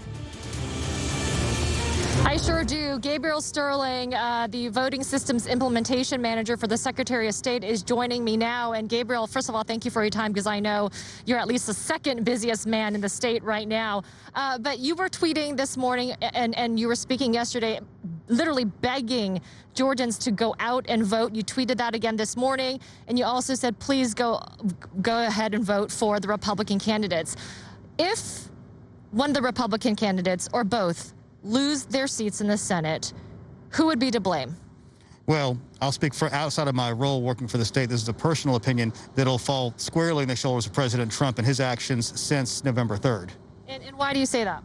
Well, when you tell people your vote doesn't count, it's been stolen, and people start to believe that, and then you go to the two senators and tell them to ask the Secretary of State to resign and trigger a civil war inside the Republican Party, when you need Republicans to unite, all of that stems from his decision-making since the November 3rd election. And you say that this all started with his calls, the president's calls for the Secretary of State Raffensperger to resign, and you believe that he single-handedly divided the party? Yes. So we also talked about the fact that you spent a significant amount of time, probably more than you would have ever imagined, fact-checking the president. Tell me what this process has been like for you and just how much time you actually did spend fact-checking the president and his wild conspiracy theories. Well, the big problem you have is that people don't understand elections. Elected officials understand elections. Even people who are in elections for a long time don't know all the pieces and parts. So it's easy to exploit people's ignorance on those fronts. And it did turn into a giant game of whack-a-mole. You ever played whack-a-mole? It's the same 5 or 6 whack-a-moles that are coming up, and we had to do the same thing. I had to knock down State Farm 4, 5, 6, 7 times. The fact that Dominion machines didn't do those things over and over again. So it's continuing to come, and we kept on knocking it down, and he just keeps on persisting and making these false claims. And Wolf, Gabriel Sterling here also telling me that we are potentially in for a long night, especially seeing the numbers coming in, the absentee ballots from the deep blue counties of Fulton and Dekalb, and that is where the Republicans have taken the heaviest hits. And we're not going to see many more big buckets like that where the Democrats are going to get the votes. Wolf, back to you. Gabriel Sterling with you, Amara. I want to get to some questions to him. John King has some questions for him as well, but I want to show what's going on right now. Take a look at this. We have another key race alert right now. Look at this. 60% of the vote is in, and the Democrats' lead has dramatically narrowed so far. On the Raphael Warnock, Kelly Loeffler side, Warnock's lead is now down to 40,573, 50.8%. 50.7% now to 49.3%. Just went down to about 37,000 votes. His lead over Loeffler. In the other contest, John Ossoff's lead is lower than 20,000 right now over the Republican David Perdue. 19,414 vote lead for Ossoff. 60% of the vote is in. Gabriel Sterling, let me just ask you, the turnout so far, do we know yet how the election day turnout, the people who voted today in Georgia, how significant was that? Do we have a number? We do not yet because we have to wait for the counties to report it to us. I will say we got a lot of reports from the North Georgia area where the president rallied yesterday. There were lines in Forsyth, there were lines in Cherokee, and these are Republican strongholds. And before I came out here, they had not reported anything yet. So we're going to see a lot of changes. It's going to be a lot of clawing and nickel and diming as we get through the night. There's a few more big buckets of the absentee in person, the early vote for some of the blue counties out there. But we expected the biggest hits to take would be the mail-in ballots from the Fulton and DeKalb votes. Those came in really early this time as opposed to last time. But we don't have a really good, clear answer on turnout until the counties report it themselves. Yeah, well, it's very impressive the way the officials throughout the state of Georgia are counting these votes right now. 61% of the estimated vote. Gabriel Sterling is now in. John King has a question for you as well. As I asked you the question, Mr. Sterling, I'm asking you to stand by 1 second because you just mentioned Cherokee County. It's one of the places I've been waiting for all night. And one of the reasons the Democratic leads just dropped, they dropped a lot. I'm going to explain this in steps. They dropped below John Ossoff's lead. At one point, dropped below 10,000 because Cherokee did come in. And you see 68% for Senator Perdue to 32% if you round up for John Ossoff. And you see 68% if you round up for Kelly Loeffler and 32% for Pastor Warnock there. Cherokee County came in, which is the reason, Wolf, the Democratic leads dropped precipitously. And then we had votes come in from Chatham County. The first big dump of votes from Chatham County tonight, which pushed the Democrats back up because Pastor Warnock getting 68% there, and John Ossoff getting 68% there as well. So welcome to the seesaw. And Mr. Sterling, you're very familiar with this. You lived through this in the presidential race. I want to, thank you for your integrity in that process. I know you and your colleagues have been under attack constantly from the President of the United States and others, and they're simply making things up. So thank you for your integrity. Number two, you understand the stakes here. Not only is the president attacking your state and your election system and its integrity, but these two Senate races will determine which party controls the United States Senate. They will determine essentially the tone and tenor of the early days of the Biden administration after he is inaugurated. Because of the stakes, I know this is a county-by-county decision and you work for the state, but has there been any pressure, any requests, any nudging to the counties that please stay with it through the night? Let's not let this drag on 3 or 4 days. Can you keep people on hand and keep counting? Well, let's be fair, John. These election workers have been worked into the ground through this entire process. We had to do a hand retally. We did a recount. We did a regular election. We had a giant absentee ballot program they never had to do before. So we have asked them to work as quickly as they can. We're trying to get them to get all the absentee ballots they got in today in the drop boxes by 7 o'clock is our cutoff time to have them all accounted for by 1 o'clock tomorrow. Now, with the tightness of these races, that could make this go for a little while. But we anticipate a lot of our small counties, they were done. We had counties that were closed out with every bit of their voting by 8:15 today. It's really the large counties that are going to be the ones that have to be really leaned on to a degree. We're working with them, taking into account how much work they have done. It's been really great work under a lot of pressure and a lot of scrutiny. Now, one of the things that you and your viewers need to be careful of is when you say Cherokee County is in, every county has 3 different buckets of votes that are going to come in at different times. You have absentee by mail, the early vote, and then the election day vote. And, those can all come in pieces and parts, but usually big tranches of each one at a time, and they tend to vary as well. Absentee by mail is very Democratic. Election day is very Republican. And I agree with your point completely. We're up to 90% of the estimated vote in Cherokee County, but you're absolutely right. We need to see what comes in behind it. We still have absolutely nothing from the Republican county to its east in Forsyth County. Let me ask you a question as we do go through this, and I agree with you, and I understand and greatly appreciate, trust me, all of us do, the hard work of these election officials at the local level and at the state level, given the stakes, just wondering how long it will take. So for the universe of that, let's assume we go into tomorrow in some of these counties. Do you know, or when will you know, the total number of unreturned overseas ballots? Georgians who live overseas and Georgians in the militaries who might be stationed overseas, they have until Friday, 5 p.m. to return those ballots, if I have it right. When will you know the number that's potentially still out there as we get into the math, assuming these races are close at the end, of whether they can be called? Well, we know the basic number right now stands at around 17,000 that are still out there to come in. And they have to be postmarked by today, and they can be accepted through Friday. Those are the only ballots that can be accepted after 7 o'clock today. So the biggest number that can be is 17,000. Our one guarantee is it will be lower than that at the end of the day. Very interesting, and I want to echo Gabriel Sterling exactly what my colleague and friend John King said. We are really appreciative of the enormously important work that you and your colleagues are doing, the Secretary of State of Georgia, Brad Raffensperger, as well. It has not been easy for you. It's not been easy for him when you are so repeatedly and needlessly, ridiculously attacked by the President of the United States. If he's watching us right now, what's your message to him? Mr. President, you already lost the state of Georgia, and the thing now is, no matter what you say, you can't undermine the people of Georgia's integrity to know the voting system works, and their vote is going to count at the end of the day, one way or the other, how this election comes out.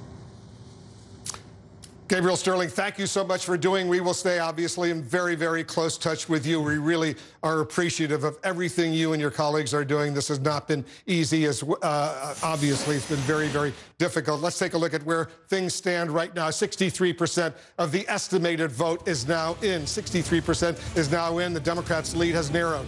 Raphael Warnock's lead is almost 40,000 over the Republican Kelly Loeffler. Jon Ossoff's lead has gone down to about 12,400 over the Republican David Perdue. All right, so David Chalian, give us a sense how much of this vote that we're now seeing 63% of the estimated vote is in. How much is it today versus early? That's right. We're seeing nearly 2/3, 63% of the overall estimated vote is in. You see here Warnock with 1.3 million, Loeffler with 1.3 million there as well. Of the vote that's in, though, we're down to 80% of it, Wolf, being early vote. Remember, you came to me earlier, we were north of 90%.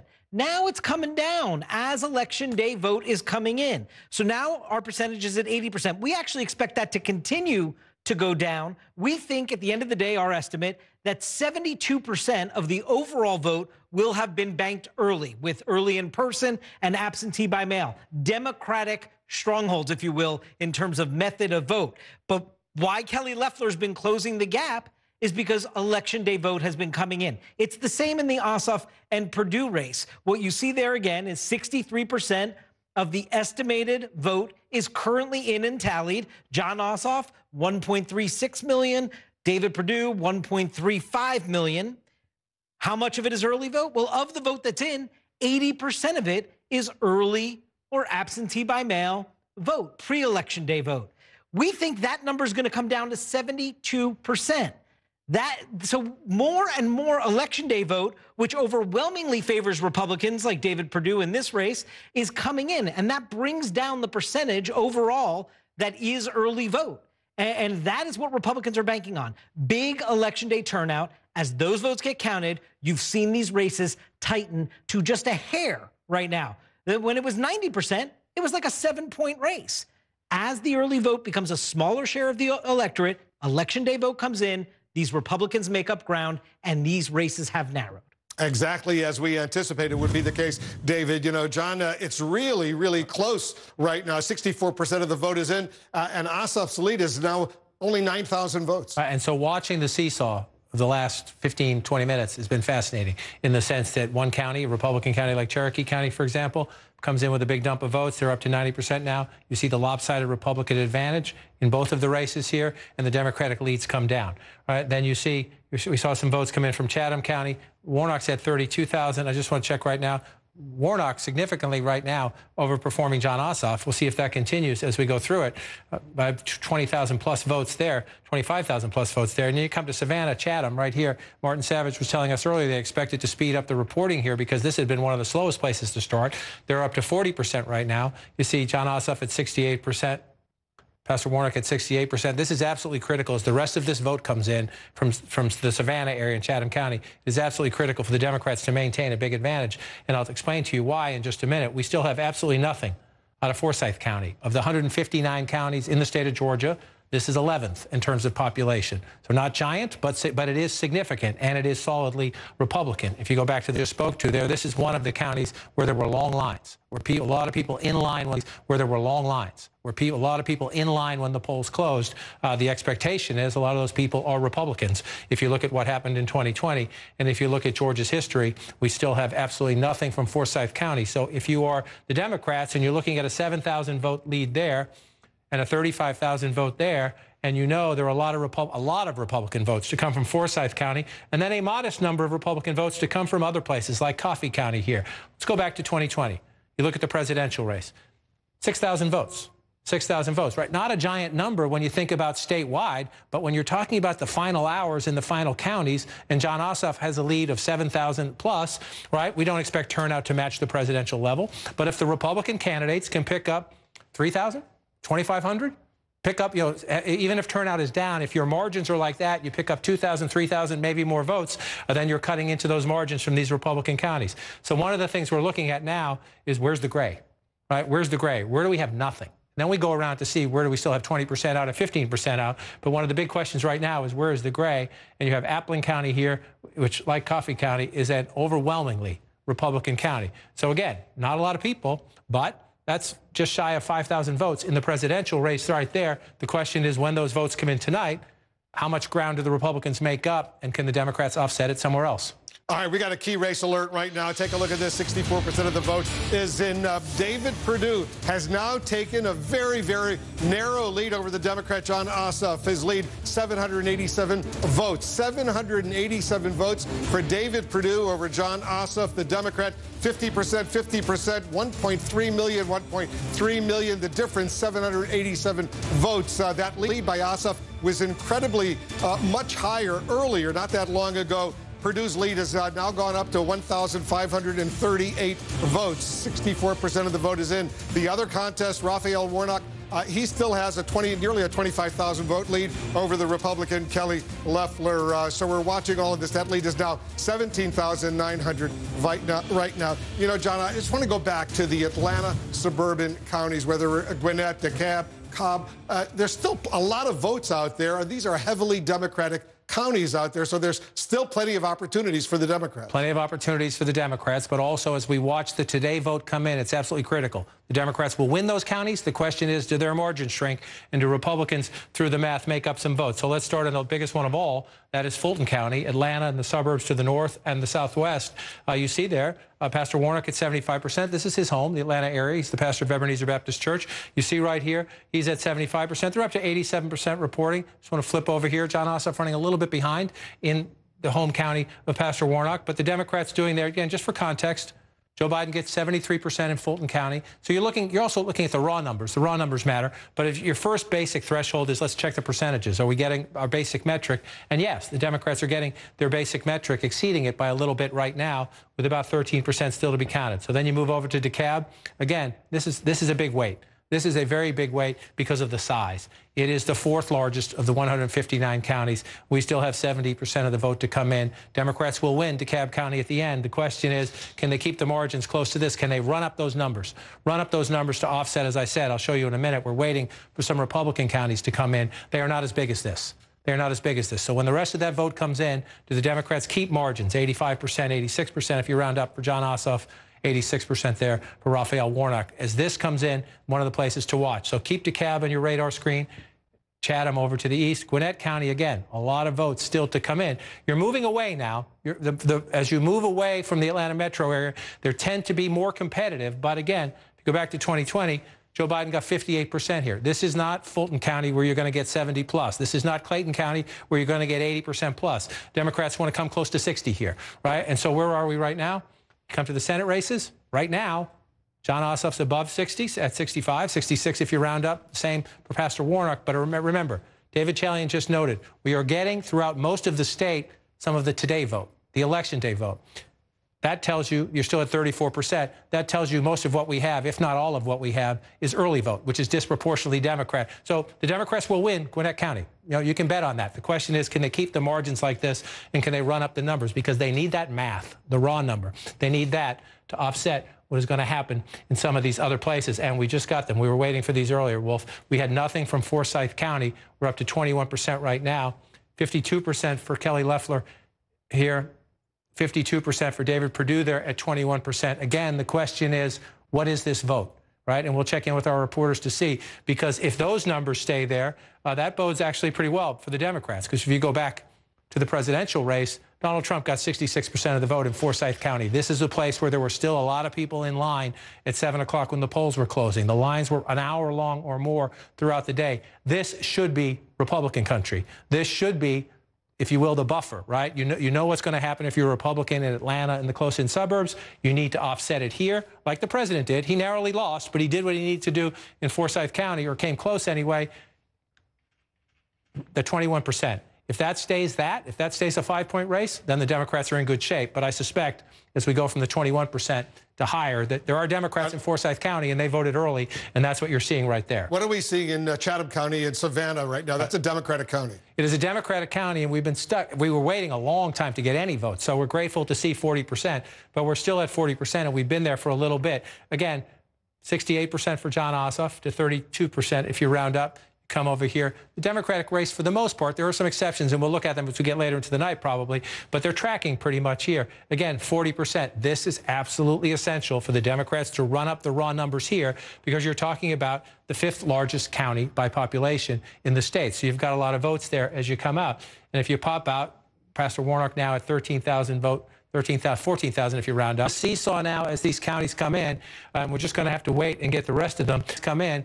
We're just going to have to wait and get the rest of them. But if you're the Democrats, you want to watch here. You're watching what's still out around here. And if you're the Republicans, this gray has to come in for you, and it has to come in big. If you're the Republicans, those numbers need to get better in Forsyth County. And when the rest of Cherokee County, you're up to 95% now. So this is one of the places where you knew, if you were a Republican, this was going to help you. The question is, you've gotten most of your help now. So if you're going to need votes, you have to find them elsewhere.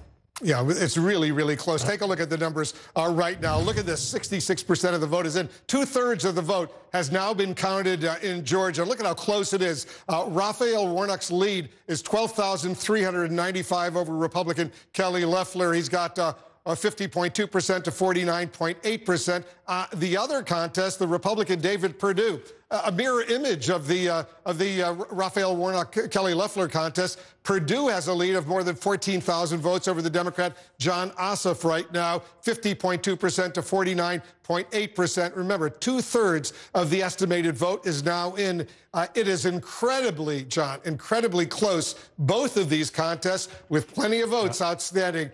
Mirror images right now, but these contests are really close. And so as we walk through this, one of the things we will do is, why is David Perdue running stronger than Kelly Loeffler? Or why is John Ossoff running weaker than Raphael Warnock? And we'll go through that as we go through the night. And right now, you're trying to figure out who wins, who's going to win, and will those leads shift? So you're looking, and again, if you're the Democrats, this is what's happening in both of the campaign war rooms, or 4 campaign war rooms, actually, is you're looking around what's out there. So if you're the Democrats, you're looking at Columbus and the suburbs around it, and you only have about half of the vote in. So you think, okay, we're getting 74%. We're getting 74%. How do we do in the election in 2020? Joe Biden got 61. So that number could come down as the later vote comes in, right? So if you're the Democrats, you'll watch that. You hope to keep your numbers up, but when you start counting more of the today votes, that's likely to come down, which potentially is not good news for the Democrats. So you're looking at what's still out and what could happen. Again, we just mentioned this, but I'll come back to it. Chatham County and the rest of the vote here is absolutely critical. Democrats need to keep a big margin. Most likely won't stay that big, but they need to keep a very big margin here as the rest of these votes come in. And you just come across here and look, again, we're waiting. Absolutely nothing here. The Republicans are going to get an advantage here. Could even be a couple thousand votes, could be a few thousand votes in a county here. They're going to get an advantage here. Again, could be a couple thousand votes. So you're thinking about where are the leads now, or if you're Purdue, you have a lead. Can you build your lead? Some of that's going to come from right here. So, Wolf, one of the questions is, what comes in from Chatham, Savannah, and then what's the rest of this? This is the bulk of the vote. Suburbs in America always decide close elections, in Georgia and everywhere else. So what are we waiting for here? What happens? First, you go to Clayton, south of Atlanta, up to 75%. When the rest of that vote comes in, Democrats need it to stay up above 80%, as close to 90 as they can be, because they need math to offset what is happening elsewhere. You move here to Dekalb. Again, we got a little higher now. We're up to 35%. Democrats still above 80. You see the lopsided 97 to 19,000? When you think about the margins, right? If you're Jon Ossoff, you need this to continue because you're running behind statewide right now. So you need to make it up. And this is where you can make it up as the rest of this vote comes in. But if David Perdue is more competitive in these suburbs, especially as you move away, that becomes the issue. So we're going to have a seesaw, and you come back over to Fulton County. David Perdue running at 26% if you round up. If you go back to November, he ran, that's the presidential race. Let me come here. He ran at 28%. So this is our test. David Perdue right now is in the lead by 14,000 votes statewide. If you look at it, one of the things we did see in November is he overperformed President Trump in the suburbs. Will that happen tonight as the rest of these votes come in? And then when you look at the other race, come here, sorry, got to go, come up here and come here. This one, 590 votes now. Take a look at this. Raphael Warnock's lead is now only, look at this, only 590 votes over the Republican Kelly Loeffler. He has 1,447,321 votes. She has 1,446,731 votes. Look at how close it is. 590 vote lead for Raphael Warnock. We'll take a quick break. Much more of our coverage coming up.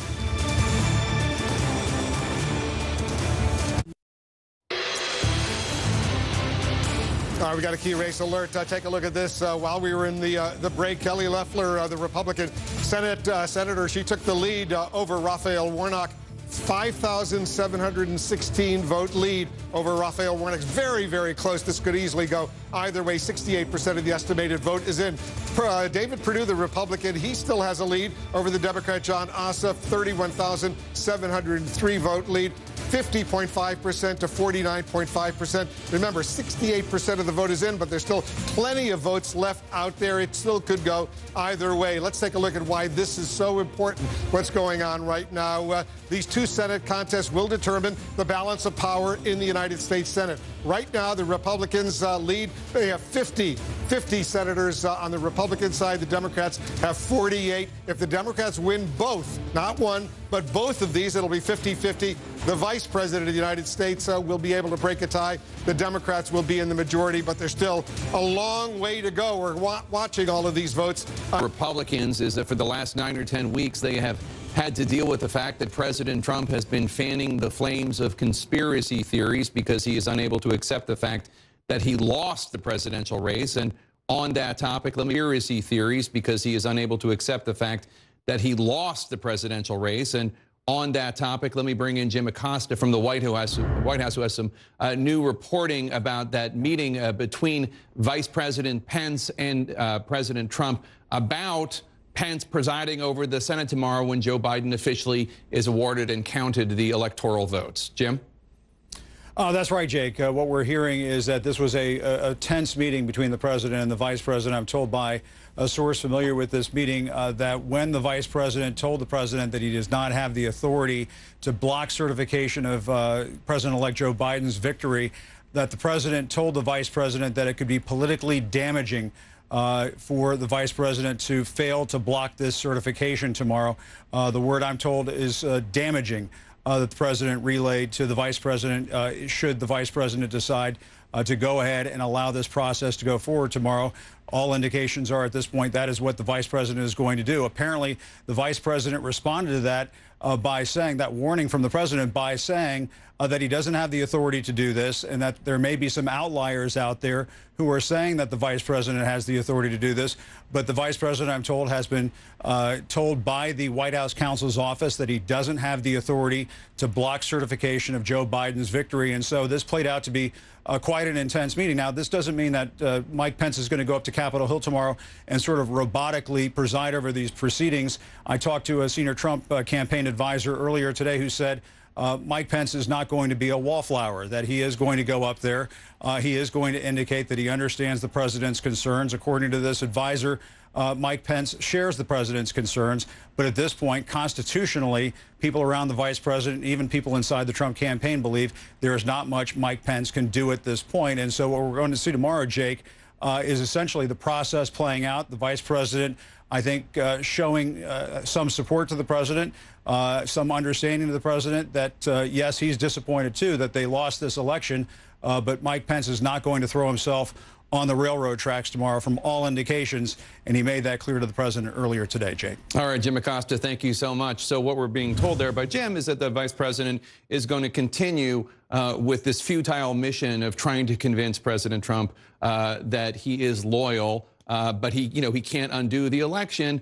The truth of the matter is, as we've just discussed before, President Trump demands utter and complete supplication. When he said that he could shoot people on Fifth Avenue and they wouldn't go against him, he meant that as a compliment. He did mean it as a compliment.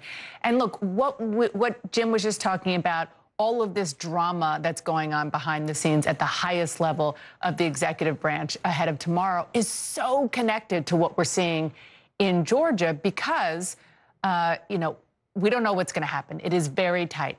But as of right now, we're all talking to Republicans who are worried about the turnout not being as high as they anticipated and saying out loud, boy, I wonder if it could possibly be, insert sarcasm here, because the president of the United States has spent the past, 5 weeks talking about the fact that the election was rigged, never mind that phone call yesterday. We don't know what's going to happen, but it is all connected. Yeah, and it makes me think about what Jim just reported, which is one of the things President Trump has said to Pence is that it's going to hurt you politically if you don't back me up on this. Well, what's happening potentially in Georgia tonight kind of puts a question mark on whether the president can actually follow through on some of these threats that he's been making for the last several months to disloyal Republicans, saying, well, if you don't back me up on this, I'm going to have people primary you. My voters are going to come out and punish you.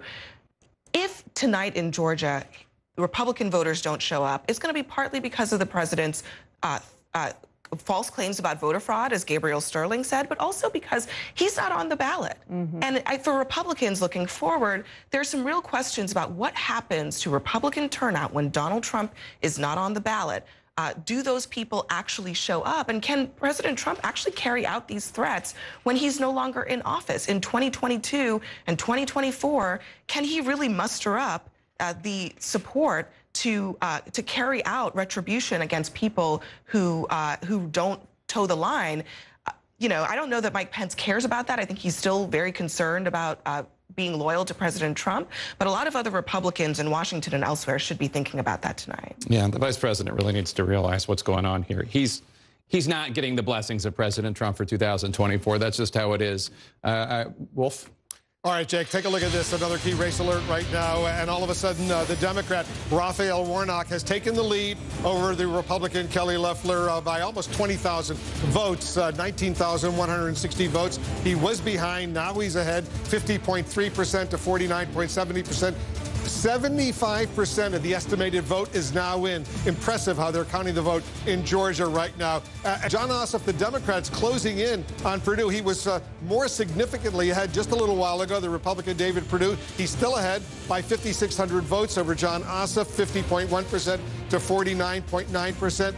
It's close, very close. Both of these Senate runoffs are very, very close right now, with 75% of the estimated vote is in. We're watching all of this so closely right now. Let's go over to John King at the Magic. Well, these votes, where are they coming in from right now to make it as close as it is? All of a sudden, Warnock has a lead of almost 20,000 votes. He was behind just a few minutes ago. The answer to your question is right here. Gwinnett County, suburban Atlanta to the northeast of Atlanta. That was the big report that just came in that put Raphael Warnock from trailing to ahead and narrowed the other race as well. David Perdue still on top, but Jon Ossoff closing as well. And you see right here, this is why.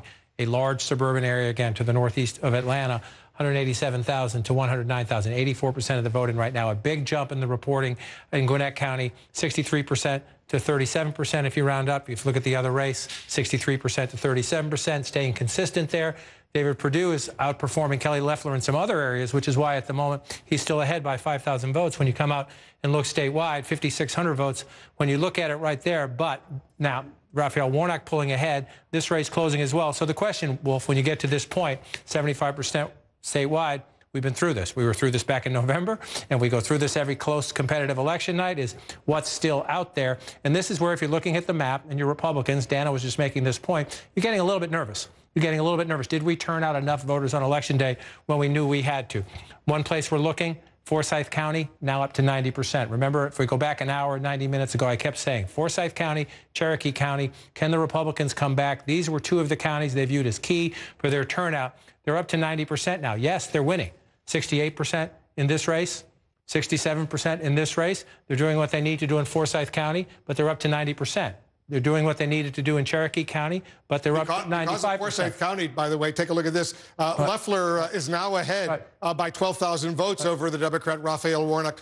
She has 50.2% to 49.8%. 76% of the estimated vote is in. Perdue's lead has expanded as a result of Republican David Perdue. He's up by more than 37,000 votes over the Democrat Jon Ossoff right now. So these leads, they're swinging back and forth as a whole bunch come in, but there's still plenty of Democratic votes outstanding right now that still haven't been counted, especially in those counties around Atlanta. Right, that's the seesaw, and that is the wonder of the magic wall, and we've been through this, and this is why it makes it so interesting, and it makes my job fascinating. I don't want to use the term fun. I know people at home have a vested interest in this, but it's fascinating. As you speak, votes come in. As you speak, votes come in from a place you've been waiting for. Giant vote dump here comes in for the Republicans. Kelly Loeffler, 67%. Senator Perdue, 67, 68% if you round up. The question is it enough, right? So that just swung the race again. A giant report out of Forsyth County, but 89% of the estimated vote is in right now. So you see 12,000 vote lead for Senator Loeffler, 37,000, more significant lead for Senator Perdue. Is it enough? So let's focus on the bigger lead. If you're the Democrats, can you get that back? Well, the answer is yes, but you're starting to get to the point where, especially for that one, you're starting, number one, the gray areas are mostly Republican. They're not big, but it's 1,000 votes here, 1,200 votes there. So what do the Democrats need? Let's start here. It's not the biggest piece, but right here, Chatham County is at 40%. When the rest of this vote comes in, Democrats need to keep the margins like that. A lot of votes there. You see, 31 to 14. If you can keep math like that as you go through the rest of them, it's possible to make up thousands of votes right there in just one county. So then you come over here, Fulton County, 86%. That's a lot of the vote, but it still means you've got 14% to go in the largest population center in the state, in a place where the Democrats are running it up, 75% for Raphael Warnock, 74% for Jon Ossoff. So there are a lot of Democratic votes here still to be counted, even though you're up to 86%, because it's the #1 population center. More votes here than anywhere else in the state. And so then you move around. You come over here to Cobb County. A little bit more competitive, 62% to 37. 63% to 37, but you're only at half the vote. Here's the challenge. Here's the challenge. These are the suburbs. You're starting to move away from urban Atlanta. Can the Democrats keep this margin, or can the Republicans make up votes here? Or as the Democrats get more votes, is it enough to catch up? What will the margins be when we go from 51% to 60, 70, and 80? As David's been saying throughout the night, David Chalian, this, if you're at 51%, is a lot of early votes in this county. The question is, as you get the today votes, can Democrats add, and by how much do they add to cut in to the Republican advantage at the moment? Come over to Gwinnett County. This is what swung it before Forsyth County came in. When we had the last big swing back toward the Democrats, it was here in Gwinnett County. You've got 84% counted there, but still, look at the difference. Just shy of 80,000 votes in this race. Similar, 75,000 votes there. When you look at that, when the rest of this comes in, Democrats can expect to add. The question is, do they add enough to make up for it? And I just want to pop around a little bit. This, if you're looking around here, DeKalb is still your biggest pool outstanding. You're at 37%. Democrats running at above 83% if you round up there, 83% there. So you're looking at DeKalb and you're thinking there are thousands of votes still to come there. So Loeffler ahead by 17,500. Purdue ahead by 43,000 right now. That one is spreading out a little bit. Why is it spreading out? We're getting more of the Republican votes in the rural parts. We're going to keep counting. This is tension time in all of the headquarters. The Democrats are waiting for those big counties in and around Atlanta because there's still plenty of votes outstanding. We'll see what happens. Let's take another quick break. Much more of our coverage. This is Election Night in America. Continue.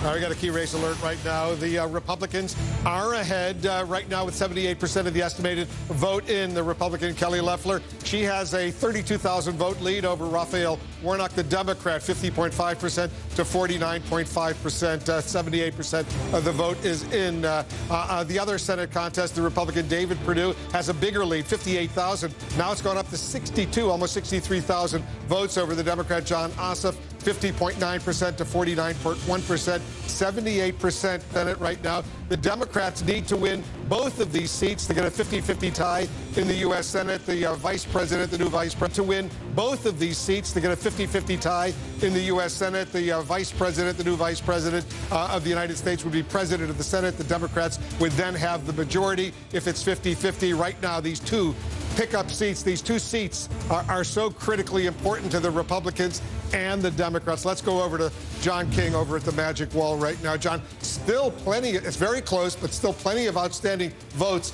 especially in and around Atlanta, the biggest populated area of the state. There are outstanding votes in reliably Democratic areas. I will say, though, Wolf, if having been through a lot of campaigns over the years, when you're starting to see, when you get around close to 80%, you're seeing a lead, in that case, of 37,000 votes. When you round it up a little bit, 61,000, 62,000 votes. If you round it up, 53, it just moved. See? Welcome to live television on election night. More votes come in. That's what happens. So that's why we watch it. So that one went down to 53. That one is at 28. So we're going to watch this play out. Yes, there are places, Democratic areas, where there are a lot of votes. Most of them are around Atlanta. I'm just going to start over here because I just want to keep checking. We've been stuck at 40% in Chatham County, which is where Savannah is, and the suburbs around it. Reliably Democratic, very important to Joe Biden's victory back in November. So when will that change, and what will it tell us, right? So this is very important for the Democrats, and we get more votes here. You see the math right there. It's just shy, you get 17,000 votes right there. So can you match that as you keep going? Can you get your votes into it? That's one place you're going to look in both of the races. That was just one of them there. Then you come over here. The most votes are here in Fulton County, but you're up to 86% of the estimated vote. That can fluctuate a little bit. But you see what it means at 86, right? 289 to 95, giant margin. That's enormous. So when the rest of that vote comes in, can the Democrats pick up thousands? They need to pick up thousands. They need to pick up 10,000 or more in the votes. That's what you're waiting for to see. And then you're looking around the Atlanta metro area. Cobb County at 51%. It's less Democratic than Fulton County, but it's a place where Democrats will make up some math. Then you come over here. This has been the mystery throughout the night. This has been stuck here for a long time at 37% in Dekalb County. Nick Valencia, our correspondent, earlier said they were working, and they hope to report more votes. Watch to see, and if you see the board change quickly and suddenly, it's probably a source of it here. Then you move over here to Gwinnett. That was the big dump 20 minutes or so ago that moved things for the Democrats. It was then countered by a big Republican county, but we're waiting for the rest of the votes here. And again, you see this is the second largest county. So when you get vote, even though you're up to 84%, there's still a lot of votes here to be counted. But when you come out here as well, you just look, you're looking at these smaller counties here. The gray means we have no votes yet. This is a smaller county, only 0.3% of the population, 56th out of the 159, but we have no votes yet. This is going to come in red. Republicans are going to add to their vote totals here, and they're leading at the moment. This one here is going to come in red, and Republicans are leading right now, and they're going to add to their total. So the question for Democrats, you're looking at this map, these two down here, Coffee County here is going to come in red. Republicans, it's a smaller county, but Republicans can pick up another 1,000, 1,500, maybe 2,000 votes there, as well as here in Appling County. It will come in red. The question is, how big will the margins be? And so if you're the Democrats and you know that, you're looking, your part of the state is filled in, right? You want to look at the counties that Joe Biden won back in the election. These are the counties that Joe Biden won. And now you look at them now, they all have votes in right now, except right here. Do we have no votes in here? Here we go. One small county here, to go back to 2020 and see It's a very tiny number of votes. So it's not going to be a significant change when you look at that county right there. So let's stay in 2021. Let's come back out and let's pop out of this to look at the statewide votes. 62,000. If you're the Democrats and you need to make that up, can you do it? Yes, it's still mathematically possible, but you need to start running it. And you need to start here in Chatham County, and then you need a very impressive, when we see the next significant, I just want to check up here, you're up to 95% in Richmond. That's Augusta.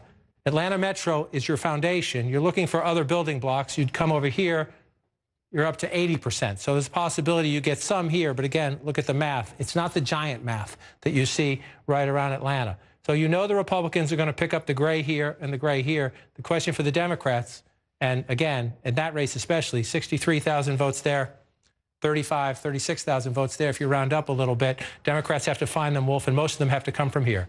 And so you see you're up to 60%. Newton County is much more competitive. You might get a few here, but you're not going to get a lot.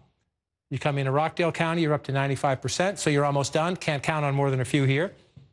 You come down here to Henry County, you're at 83%. It's a smaller county, but Democrats could get a little bit of math here.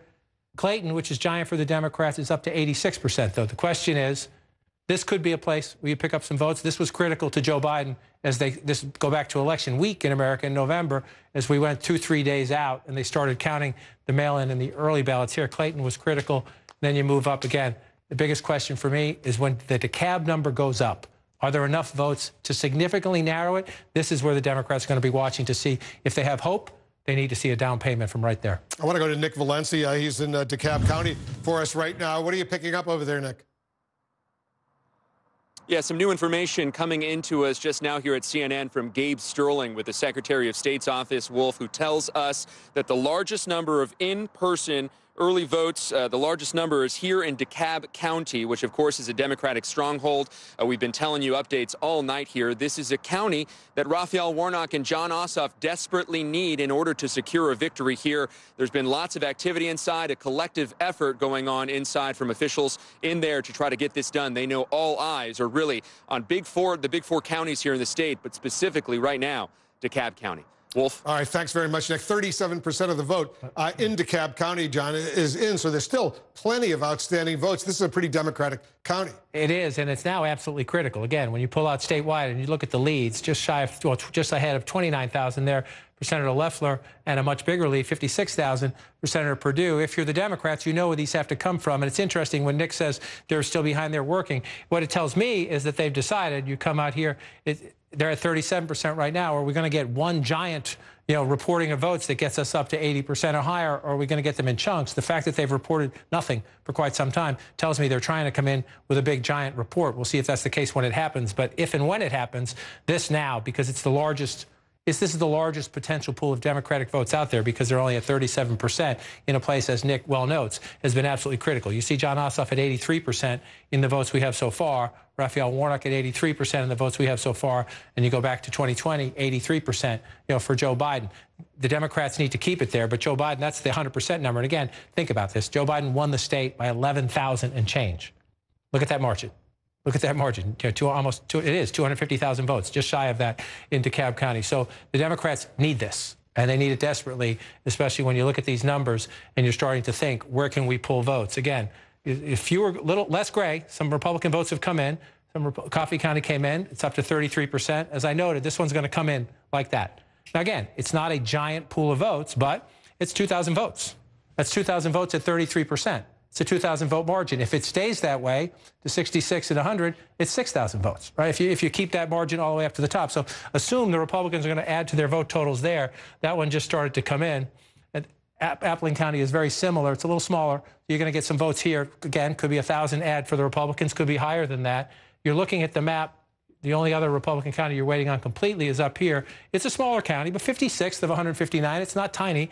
There'll be votes for Republicans there. This very much comes down to Chatham County over here. Again, stuck at 40% for a long time. Be interesting to see. Martin Savage, a couple hours ago, said they were going to try to do the best they can to get most of it in tonight. So I expect that we will soon, or relatively soon, see a large vote report from Chatham County, and then we'll come over here to Dekalb County, get a large vote report here. Those are the two big places right now, if you're Democrats, you need numbers. You need very, very big numbers. Yeah, DeKalb County, Chatham County, where Savannah is. Those are where the Democrats are looking right now. If they're going to make up these margins, there's still plenty of outstanding votes in those two counties alone for the Democrats. Yes, there is enough. We don't know the total turnout. That has been one of the frustrations, right? We don't know the total turnout. We do know more than 3 million. So let me come back to that, actually, and let's look at where we are right now. So you're at 3.3, and you round up there. We know that 3.1 million people, a little more than 3 million people voted early. So the question is, we don't know the total election day turnout. So how close to 4 million does that get? That's the question we don't know. But we do know what's outstanding, right? So again, you keep coming around this suburban caller. Gwinnett up to 89%. Fulton at 86%. Cobb County, decent chunk of votes still available to you there. Douglas County is just about full in. You're coming back across Fulton. Come down to Henry. So for me, yes, there are some votes to be had in Clayton, but here, Rockdale, come up here to Gwinnett, and this is right there. DeKalb County and Chatham County, if you're the Democrats, they're the biggest pools out there. And you're waiting. You're waiting. This is nail-biting time. Yeah, we saw Joe Biden come back based on those counties alone. Exactly right. He won by about a little bit more than 11,000 votes. We'll see if the Democrats can do the same thing right now. Very, very close. Our special coverage will continue.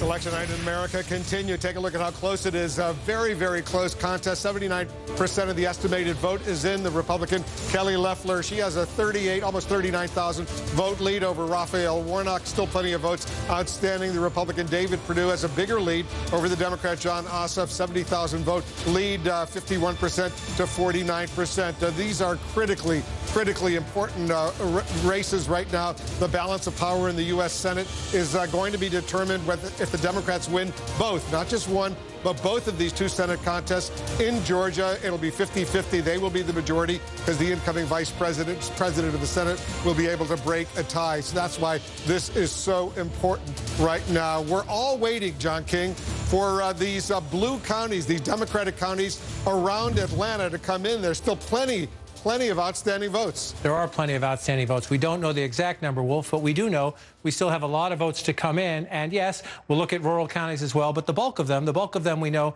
are in Democratic areas, or at least Democratic-leaning areas right now.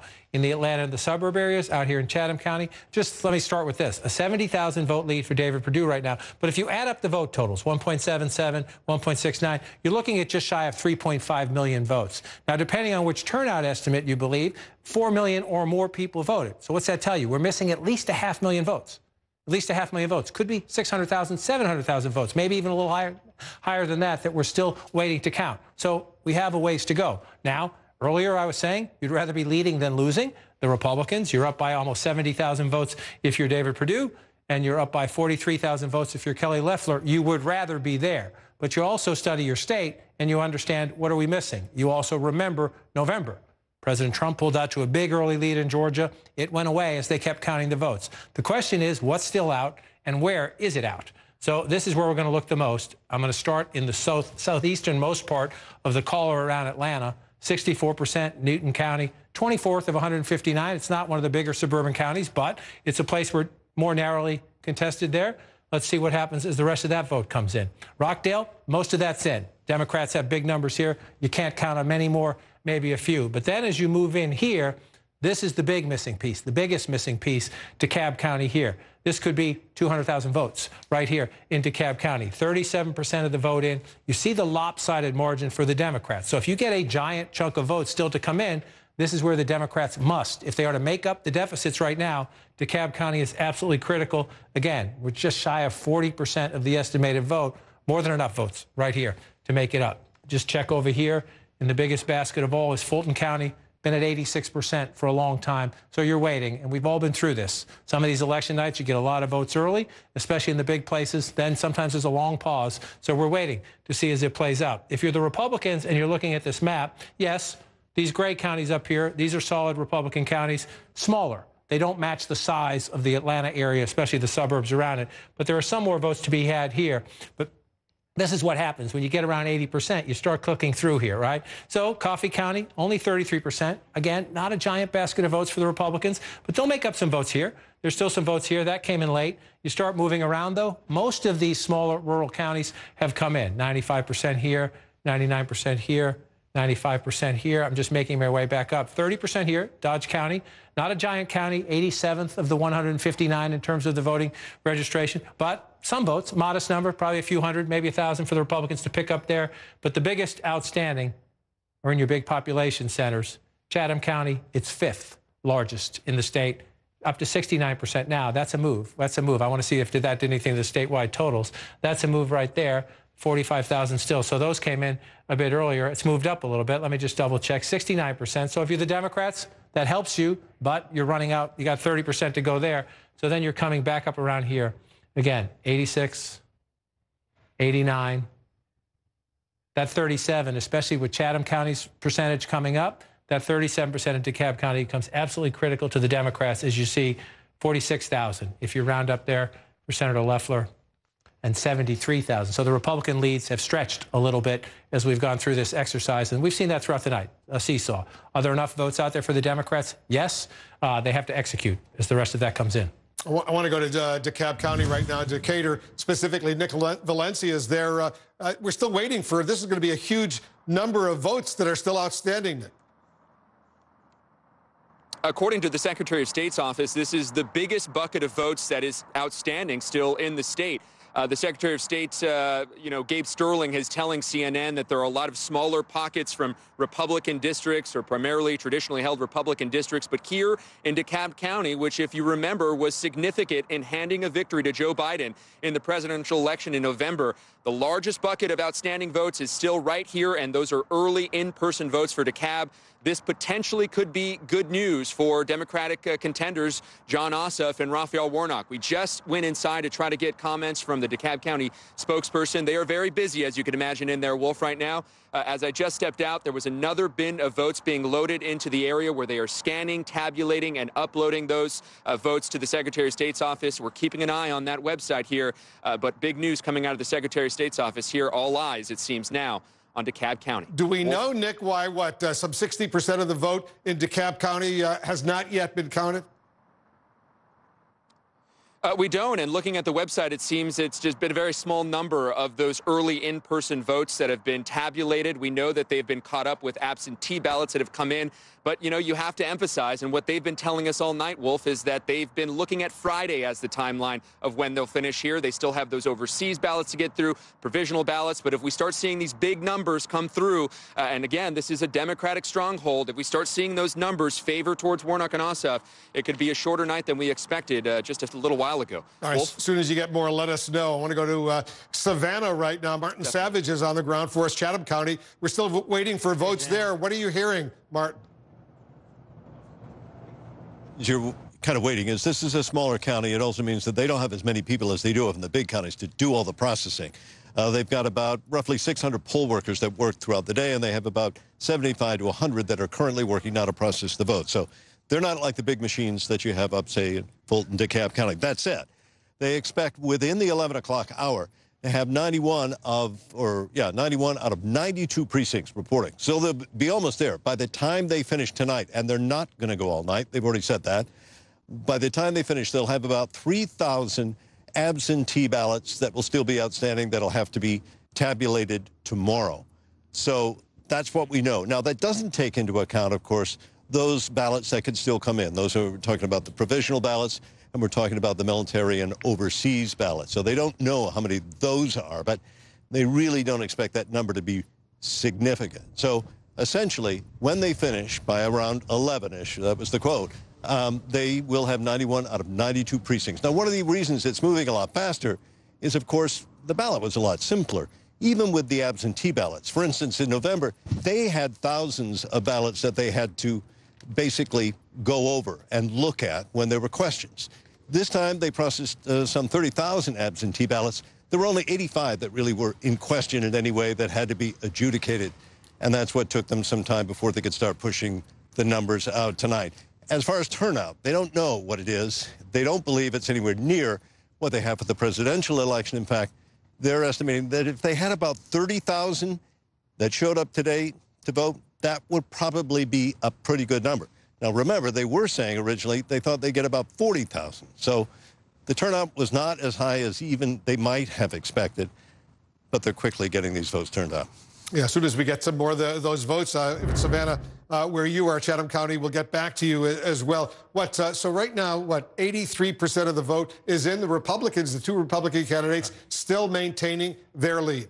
And you've seen the Republican leads have stretched out a little bit in recent minutes, in part because we got more votes from Cherokee County. Remember, a couple hours ago, we were waiting on Cherokee County, Forsyth County to the east, big Republican areas that Republicans view as absolutely critical because of their size. 7th of the 159 counties is Cherokee County, and we've seen the leads go up here, up to 95% now, though. So the advantage for Republicans is, the benefit for Republicans, their leads went up when more of these votes come in. The question now is, did it go up enough that you're almost done, right? You're done here. That's 95% there. You move over here to Forsyth County, we're at 90%. So the Republicans can expect a little bit more here. You see the lopsided nature of it there. 68% if you round up Senator Perdue, 67% for Senator Loeffler. So these are running pretty equal to each other. Again, this was a big reason when these two came in big for the Republicans. It pushed their numbers way up. The question is how much is left. You're at 90% here and 95% here. So then you come back for the Democrats. You're looking at 53,000. When you're up above 80%, you have a 50,000 vote lead. 53,000 there, 82,000 there. It's beyond nail-biting time. It's a very, very tense time. However, if you're the Democrats, you do know you have that giant pool of votes that we just talked about in Dekalb County. And, Nick Valencia says they're behind the scenes working. I'm sure the pressure has been relayed to them about what is happening, that the Republicans have pulled out big leads and that they've been stuck at 37% for a long time. We know these people are exhausted. They went through November. Now they're having a special election. We get that. But there's an accountability question here as to how you're stuck at 37% for so long. And where Martin Savage just is, they did jump from 40 to 69%. The question is, how much higher can they get in an area that is absolutely critical to the Democrats? And it's interesting when you look at this, 60% for Jon Ossoff, 60% as well, 61% if you round up for Raphael Warnock. If you go back to the presidential race, 59%. So percentage-wise, they're running about the same. One of the interesting questions will be, as we get closer to the finish line, is you see the number of votes here, 78,000 votes for Joe Biden to win Chatham County back in November. You come back to where we are now. So we're only at 70%. So we don't know exactly where we are yet, but turnout is down. We knew turnout would be down. It's not a presidential election, but the question will be, as we get closer to the finish line, is it down evenly, meaning down by about the same proportions in Democratic counties than in Republican counties? Or did Republicans, turn out a little bit more? Did Democrats turn out a little bit more? That's one of the questions we'll be asking as we get into tomorrow and beyond. You come out right now, 82,000, Wolf. That's a number that's concerning to Democrats right now, even though you're absolutely right. There are votes here. But we're up to 95% in Fulton County now, 95%. So you're going to get more votes here, but you're up to 95% of the estimated vote. This is the giant wild card right now. Any hopes of a Democratic comeback? I need a giant report here as you start to move around. 89%, some more. There's math. There's math to be had here. And so I keep coming back to this. The estimate is, what is the final vote total, right? So now you're at 1.8. 1.7, 3.5, add up. You're a little higher than that, getting closer to 3.6. The estimate is this 4 million votes cast out there. So we have more votes to count. Dekalb County, let's take a look at what it is right now. We still have it's only 37% of the vote is in. Give us what the numbers were in 2020 so we get a sense how many more votes are potentially outstanding there. Right. It's an excellent point. So you go back to the presidential race. Joe Biden wins with 308,000. Now, again, we're not sure if the turnout will match today. Nick Valencia was saying the turnout today, the election day turnout exceeded the election day turnout back in November. But we have to add that in with what was the early voting and what was the mail-in voting, the early in-person voting, and then your mail-in absentee voting. You have to add it up to see. So will the numbers be 370,000 as you have right there in the end? Maybe not. But you do see 308,000 is what Joe Biden had there, above 300,000, I'm sorry, and then you have 102,000 now. So that reminds you that 37%, the percentage is one thing, but the math, the number up there. So yes, you're right. If you get to 200,000, that's 100,000 votes for Jon Ossoff. Joe Biden was at 300,000. So there's a significant pool of votes there. You're absolutely right that the math is possible. The question is, if you're in Democrat, it's the absolutely same question you're asking here. Democrats need to run it up here, and the math is there. The question is what's happening and when will we see it? It's the fourth largest county, Dekalb County, in the state. So there's still plenty of outstanding votes there. There are plenty of outstanding votes here. This is just in the rock and roll of election nights. The frustration now is among Democrats. They're saying, why can't we see those votes? We want to see those votes because you're starting to see, again, 54,000 for Loeffler, 83,000 and change. But if you look, we have no more gray on the map, which means that doesn't mean all of the votes are in, but we're not looking at any Republican counties where we have no votes. We were a couple hours ago looking at places like Forsyth and Cherokee. Those votes are in. Doesn't mean Republicans won't pick up more votes. We can pick counties and go around the state.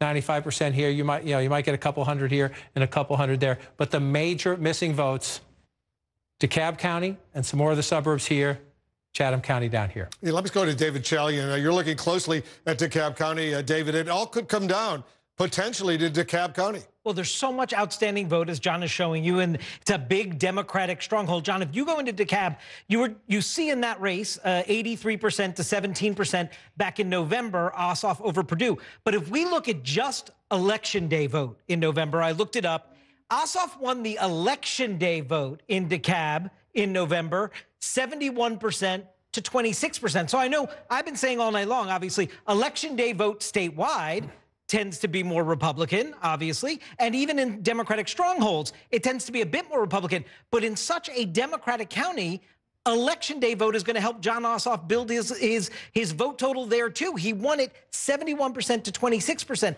So while we're waiting for the rest of that DeKalb vote to come in, it is still going to be so overwhelmingly Democratic with more than 200,000 votes potentially outstanding that he can really pad his total. So when you say it's tension time now, John, it's no longer just, oh, we're waiting for Election Day vote to come in because we know here at Republican headquarters that that's going to be a Republican-friendly vote.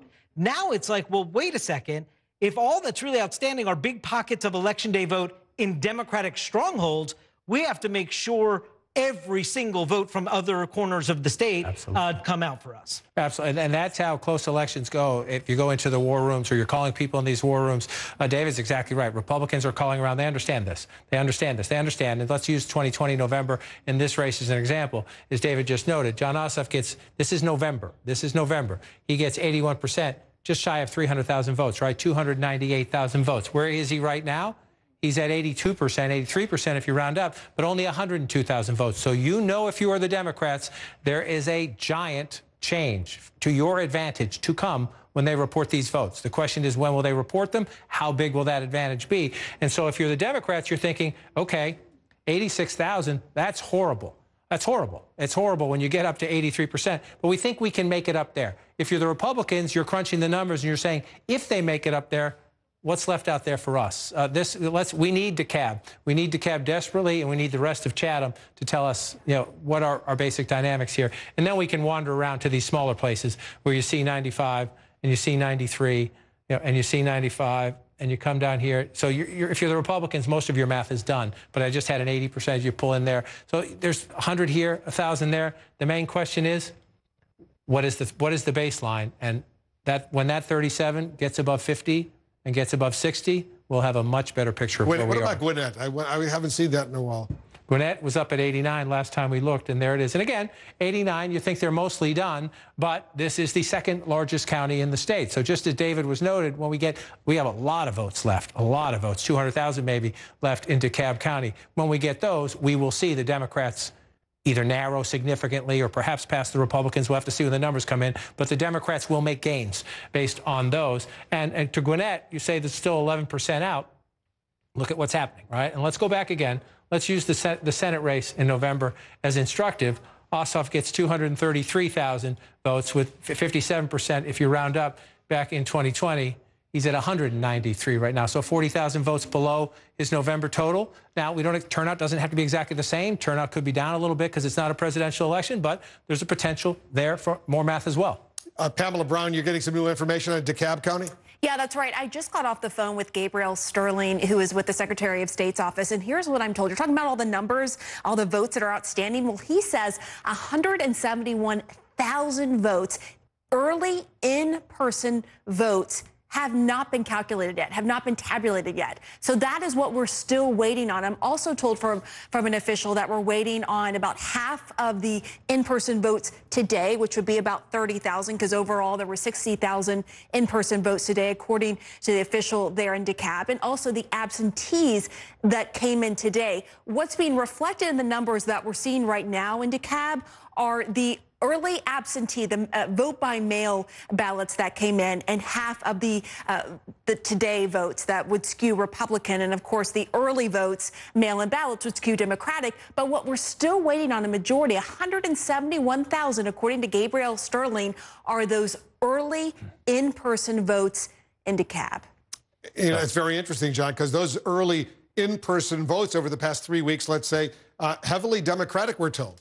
Right. So you think 170,000 just of those. Pam noted some other votes, too. Some other votes out there, too. But if you just focus on the 170,000 of those, and you know the Democrats are getting 80% or higher. Remember, go back to November. You know, you look at what are the Democrats getting in a county? Then in the early votes, they tend to be even higher than that. So there's your math. Could swing the election. What's happening in Dekalb County right now, only 37% of the estimated vote is now in. Much more of our special coverage. It's Election Night in America. Continue.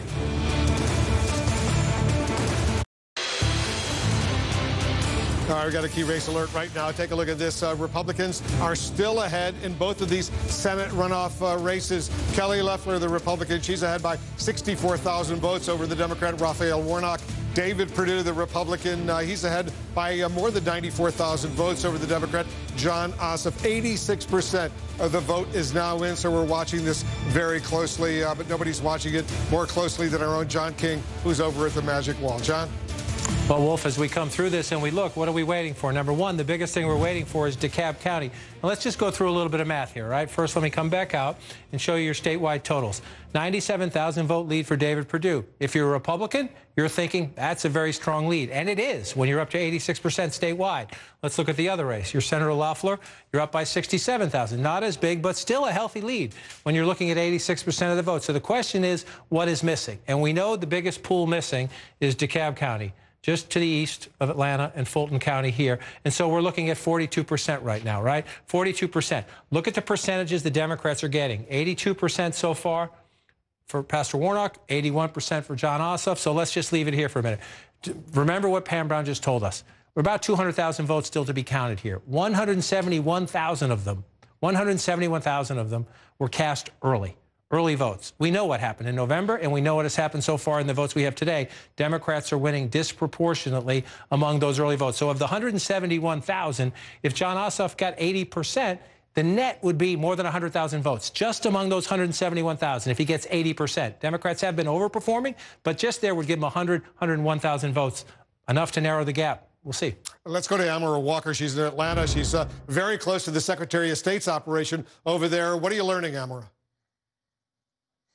Hi there. So I just spoke with Gabriel Sterling, and he gave me an update on the numbers coming out of Dekalb County. And he said any minute now, Dekalb should be uploading the 171,000 early in-person votes. Those are all the in-person votes that were cast early. He said that should happen any minute now, that he spoke with Dekalb County officials about 45 minutes ago. And so that should be happening at any time. And he said that, look, typically the split is usually 80-20 for the Democrats. So we should definitely expect this tranche of votes to benefit the Democrats when they are indeed uploaded. Some other numbers he gave me were the in-person votes today that were uploaded stands at 31,000. I asked Gabriel Sterling if this is all the votes from today. He, of course, does not know exactly the turnout from today in DeKalb County, but it could be, because he says if you compare the numbers to the presidential election on November 3rd,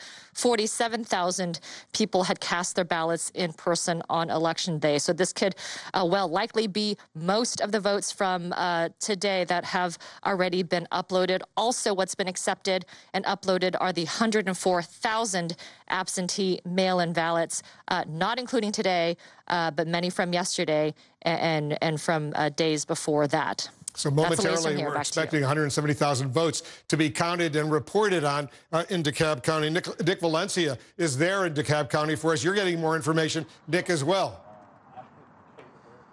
That's right. We've, really expected this to be a lot slower of a process here in Dekalb County. That's exactly what officials had, told us to expect. But here we are, and closing on the 11 o'clock hour. The pace and activity has picked up significantly inside. We did try to get a spokesperson for the county. He would not go on camera, but did answer our questions off camera. We just want to get a little bit more specifics exactly when that timeline that Amber is talking about of the large bucket of votes here in Dekalb County, when are they expected to be uploaded? Inside, I mentioned that activity continues. There's also poll watchers from state parties as well as nonpartisan groups, including others who are just really here for the excitement. Dekalb County knows that they are right in the middle of this and right in the thick of this. The Democratic Party here, of course, hoping that these next uploaded votes, this big bucket of votes that we've been waiting on, end up being in their favor. Really, right now, we're just waiting and seeing, Wolf. We are waiting and seeing it. Absolutely. John, it doesn't get more dramatic than this. So we're taking a look at what's going to happen in Georgia right now. I'm tempted to pour you a cup of coffee, would just sit here and stare. Just sit here and wait for the Dekalb County numbers to change, because that's the game. That is the game. It's the largest basket of votes still outstanding. There are some other votes out there. But, if you're the Democrats, and again, let's just pull back, if you're anybody involved in this race, Senator Perdue up by 97,000 votes right now. That's a big margin when you're at 86%. Senator Loeffler up 67,000 votes if you round up a little bit. That's a healthy margin in a big state like this when you're at 86%. So if you're the Democrats, yes, there are some votes out around the metro Atlanta area, but the biggest basket of them, as Nick just said, is right here. You're at 42% in Dekalb County. We know 171,000 of the votes, about 200,000 or more still to come in, just from this one county. But we know 171,000 of them, we're told they could come any second, which is why I'm going to keep turning on my shoulder, are early votes cast. And we know Democrats have been winning 80% or more of those votes. So if you just take the 171,000 and break it down, that could be a net gain of more than 100,000 votes right there for each of the Democratic candidates, right? A net gain, if it holds up, and they get 80% of those 171,000, that would be a net gain of 100, more than that, but I'm rounding it down to be conservative, of 100. Well, that would be enough for Raphael Warnock to overtake, just from those votes, where Kelly Loeffler is right now.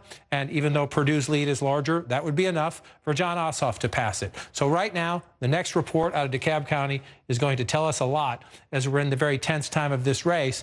And you hear, and remember, we talked to Mr. Sterling earlier tonight. He was saying that, we should remember how hard these local officials are working. But you could tell from Emerald Walker's report that he was saying he expected it to come any minute. There is no doubt the Secretary of State's office is calling around the state to these places that have a lot of votes still outstanding. And Dekalb is the biggest one, if you will, saying, let's get about our business. Let's try to get these reports in. So we're going to watch this. This is the game. There are some other places that could affect the margin, but the biggest still outstanding vote is right here. And again, you can walk around. You can go to Gwinnett, 95%. Democrats will get a few more votes here. It helps. Every vote helps. You come to Fulton County, Atlanta, and the suburbs. This is the biggest pool of potential votes here, #1 county in terms of population. Democrats may pull a little bit more. Cobb County is now up to 75% here. It's more competitive. As you move away from Atlanta, even the suburbs get more competitive for the Republicans. There's a few votes there. There's not much left down here in Douglas. You come back across Fulton, Clayton down below, up at 86%. The Democrats will get some here. Some here. Could be a couple hundred, could be more, depending on what the turnout is in the end. But it helps. This is it, right here. Again, we know there are roughly 200,000 votes still to be counted. The fact that we know 171,000 of them are votes that were cast early, and we know what has happened throughout our reporting today, what happened in November, what happened throughout this pandemic election. That is just in a Democratic county. Early votes are disproportionately Democrat almost everywhere. In a Democratic county, they tend to come in even higher than what you're seeing in the normal percentages. That's what we saw in November. That's the reason Joe Biden won Georgia, by a narrow margin. So we're waiting, and we're going to keep staring when we get those votes. If we get 171,000 reported in at once, it's going to tell us maybe not everything, but just about everything. So that 170,000 vote, that early voting, that was in-person early voting, right? In-person early voting. And again, it doesn't mean every trend from November carried over, but disproportionately Democrats have been voting early. It's a Republican tradition to vote on Election Day. It doesn't mean it carried over. That's why we need to see them. But we do know everything we've seen so far tells us that is especially in a lopsided Democratic county to begin with, that the early voting has tended to be a piece of the vote where Democrats overperform their other numbers. No guarantee that's what happens tonight. No guarantee that's what happens in this county, even if it's what happened in this county. But those votes, which again, we're reinventing the definition of any minute now, but that's what happens on election nights. The Secretary of State's office is pushing, get them in as soon as possible. The local officials behind Nick Valencia and those doors right there are saying, you know what, let's get it right. And we have to understand and respect that. But they understand the stakes. They now have the biggest basket of votes outstanding in an election that will determine so much. Not only who are Georgia's 2 United States senators, but which party controls the United States Senate. What do the early days of the Biden presidency look like? It all rides right now on Dekalb County. There's still some outstanding votes in Chatham. Stretching it, getting close. He's at 99,000. And what's happening? You see all this red? Most of Georgia, smaller counties, but they're Republican. So they're getting from 95 to 96 to 97, and the Republicans are adding to their total. Every one of those votes counts. Every one of those votes counts, especially when we know there's a big dump into their total. Every one of those votes counts. Every one of those votes counts, especially when we know there's a big dump, big basket of Democratic votes coming in there. Every one of those counts. And so the Republicans are trying to run it up. 99 plus for Senator Perdue. 68,000, approaching 69,000 for Senator Loeffler. But you mentioned Chatham County. I'll leave that race up and come down here. Up to 82% now. We're a long time stuck at 40, and we moved up to the 60s. Now we're at 82%. You see 58% to 42% in this race. They're tracking pretty much about the same, 58, 42. The interesting part here is, well, as we do the first thing now is who wins. But as we go through what has happened here, look at the vote total change here. You come down 78,000 for Joe Biden when he won this county in the presidential race, 75,000 for John Ossoff when he was on the ballot in November here. Then you come back to 21 here, 54,000. So overall turnout, again, we expect overall turnout to be down. It appears to be down by a decent margin here in Chatham County. But again, 82%. We will see when the final numbers, there won't matter. And I'm just going to keep tapping it repeatedly. We're still there at 42% in Chatham County. Again, if you're watching anywhere in the United States or around the world, the clock might be getting a little, so you might be stretching this. Dekalb County. Stretching this, yeah. I'm sorry, Dekalb County, if you're stretching this around the world right here. But we expect that any minute. And guess what? That's going to tell us almost everything. You know, it's interesting that Warnock is doing better as the Democratic candidate than Ossoff is, and Perdue's doing better than Kelly Loeffler. Yeah, it is fascinating. And again, it takes a day or two, sometimes a week or 3 after an election to crunch all that down, go through all the exit polls, talk to people on the ground. But it is fascinating to see that. One of the things that, you know, a lot of Georgia Republicans were frankly, a lot of Georgia Democrats were frankly worried about, this was testing history. Can a black man win statewide in Georgia? Right? This is huge for the Democrats. It was huge that Joe Biden won the state. The fact that Pastor Warnock is just this competitive, number one, is going to encourage Democrats in the state of Georgia. The fact that when we get those votes in Dekalb County, he may well pull ahead in this race. This is fascinating to watch. Georgia is one of the states in America that is changing. It is a Sun Belt state. Is it blue? No. But it's nowhere near as red as it used to be. It is purple now. I would say it's purple, and I would have argued a week ago, it's purple and it leans red, and that Donald Trump's problems in the suburbs is why Joe Biden carried it narrowly. But as we watch these races tonight, you're watching one of the most competitive states in America in the most consequential Senate election, 2 Senate elections, to determine the balance of power. This is fascinating. So you look at, you mentioned the performance. I was trying to go in. His home is Atlanta. Right, so he's getting 73.7%, 319,000 votes there. You look at the other race, John Ossoff, about 4,000 votes trailing him there. David Perdue, we do know. David Perdue, a more familiar face to Georgia voters. Kelly Loeffler was picked by the governor because he thought she could do very well in the suburbs. What we're seeing, she was a more moderate Republican when she was named, and she became a very Trump Republican because she thought that was the best course to be in. David Perdue, more familiar to Georgia voters, seems to be doing, he is doing better. He doesn't seem to be doing, he's doing better in the suburbs than John Ossoff, I would assume because of familiarity. There are a lot of Republicans who live here, a lot of Republican-leaning independents who live here, who traditionally have voted Republican. The state is shifting, but it is interesting to watch, and let's just see if it continues as you move outside of Atlanta. 129,008 there. 131,000. So Pastor Warnock in the Atlanta suburbs, which is his home base, is getting a few more votes as we come through, And the question is, does that matter? Now, Democrats need them both. One win tonight, the Democrats will be happy to win a Senate seat in Georgia, but one win tonight will not give them what they want most, which is 50-50, so Vice President Harris in 2 weeks can break the tie. But this is what we're waiting on, and it's fascinating. And yes, it's a fascinating dynamic, something that will be studied for some time. There's a lot of skepticism, a lot of it voiced privately by Georgia Democrats. Could that happen statewide? We're about to find out. Yeah, we're going to find out. 170,000 vote dump coming in from Dekalb County. Momentarily, we're told our special coverage will continue. The Republicans still ahead right now. We'll see what happens when Dekalb County counts more ballots.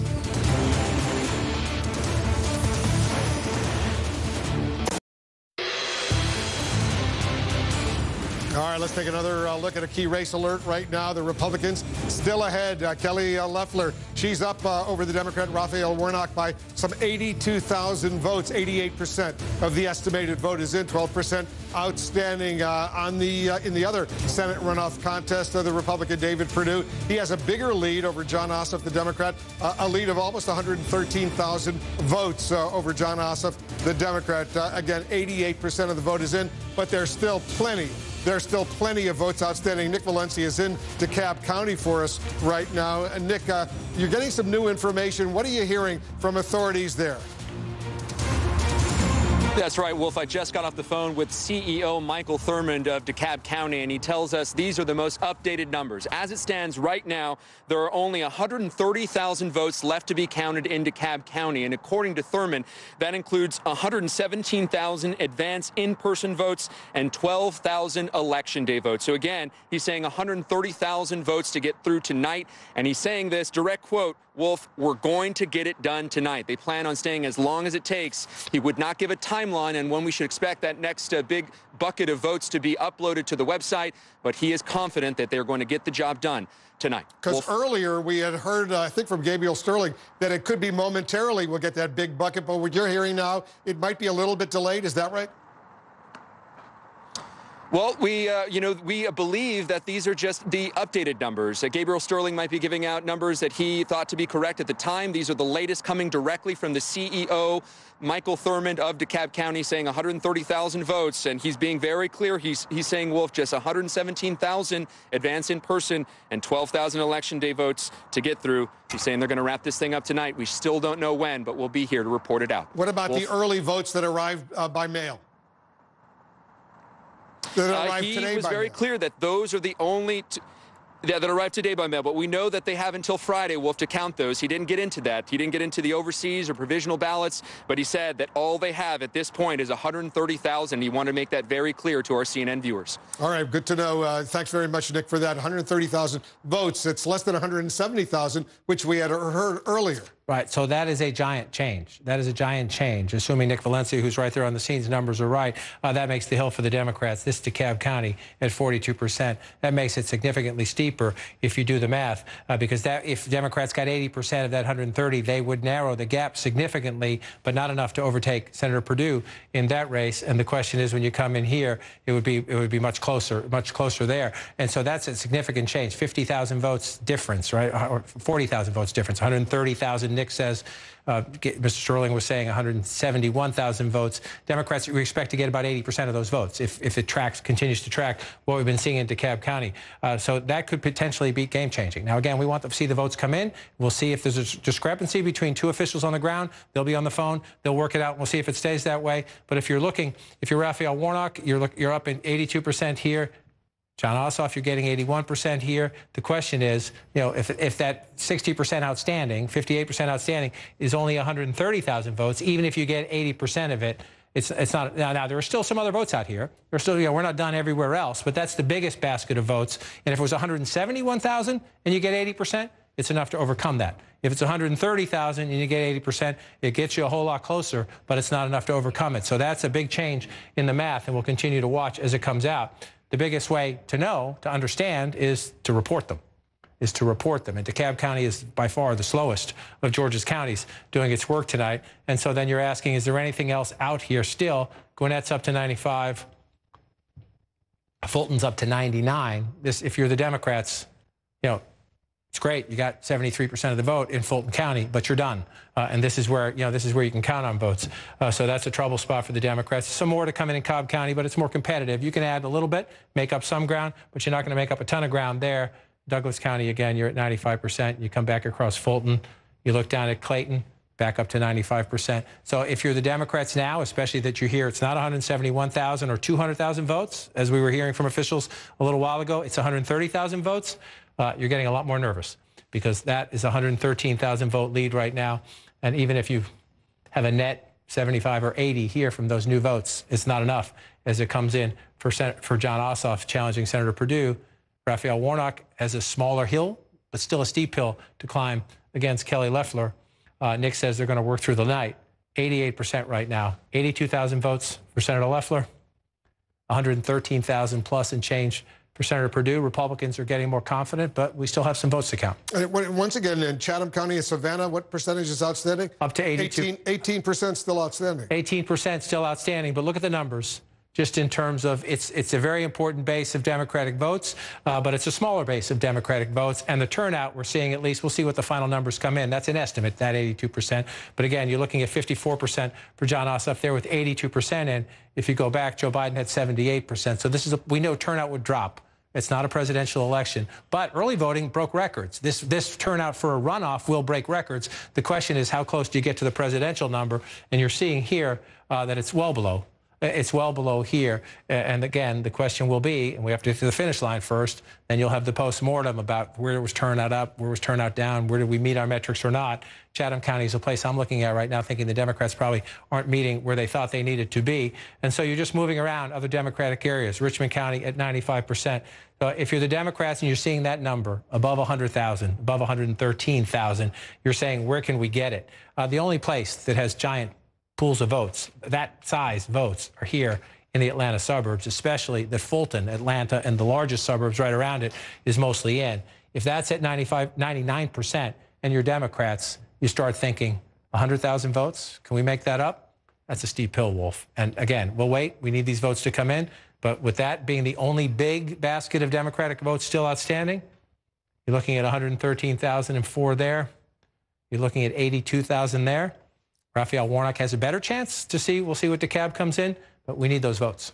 Those votes, and presumably, by all accounts, they're going to be coming in fairly soon. They're going to work as long as it takes to get those votes out because the whole world basically is watching. This is a critically important contest because at stake is control, the majority in the U.S. Senate as a new administration. The Biden-Harris administration is coming in a few days. Right. Can Joe Biden get confirmation hearings for all his cabinet picks? Can he get legislation to the floor? Can he get judicial nominees through? A 50-50 Senate for the Democrats is not easy by any means, but you would much rather have Chuck Schumer control the floor, what comes to the floor, and Democrats as the chairman of the committees than Mitch McConnell controlling the floor. And here it is right here.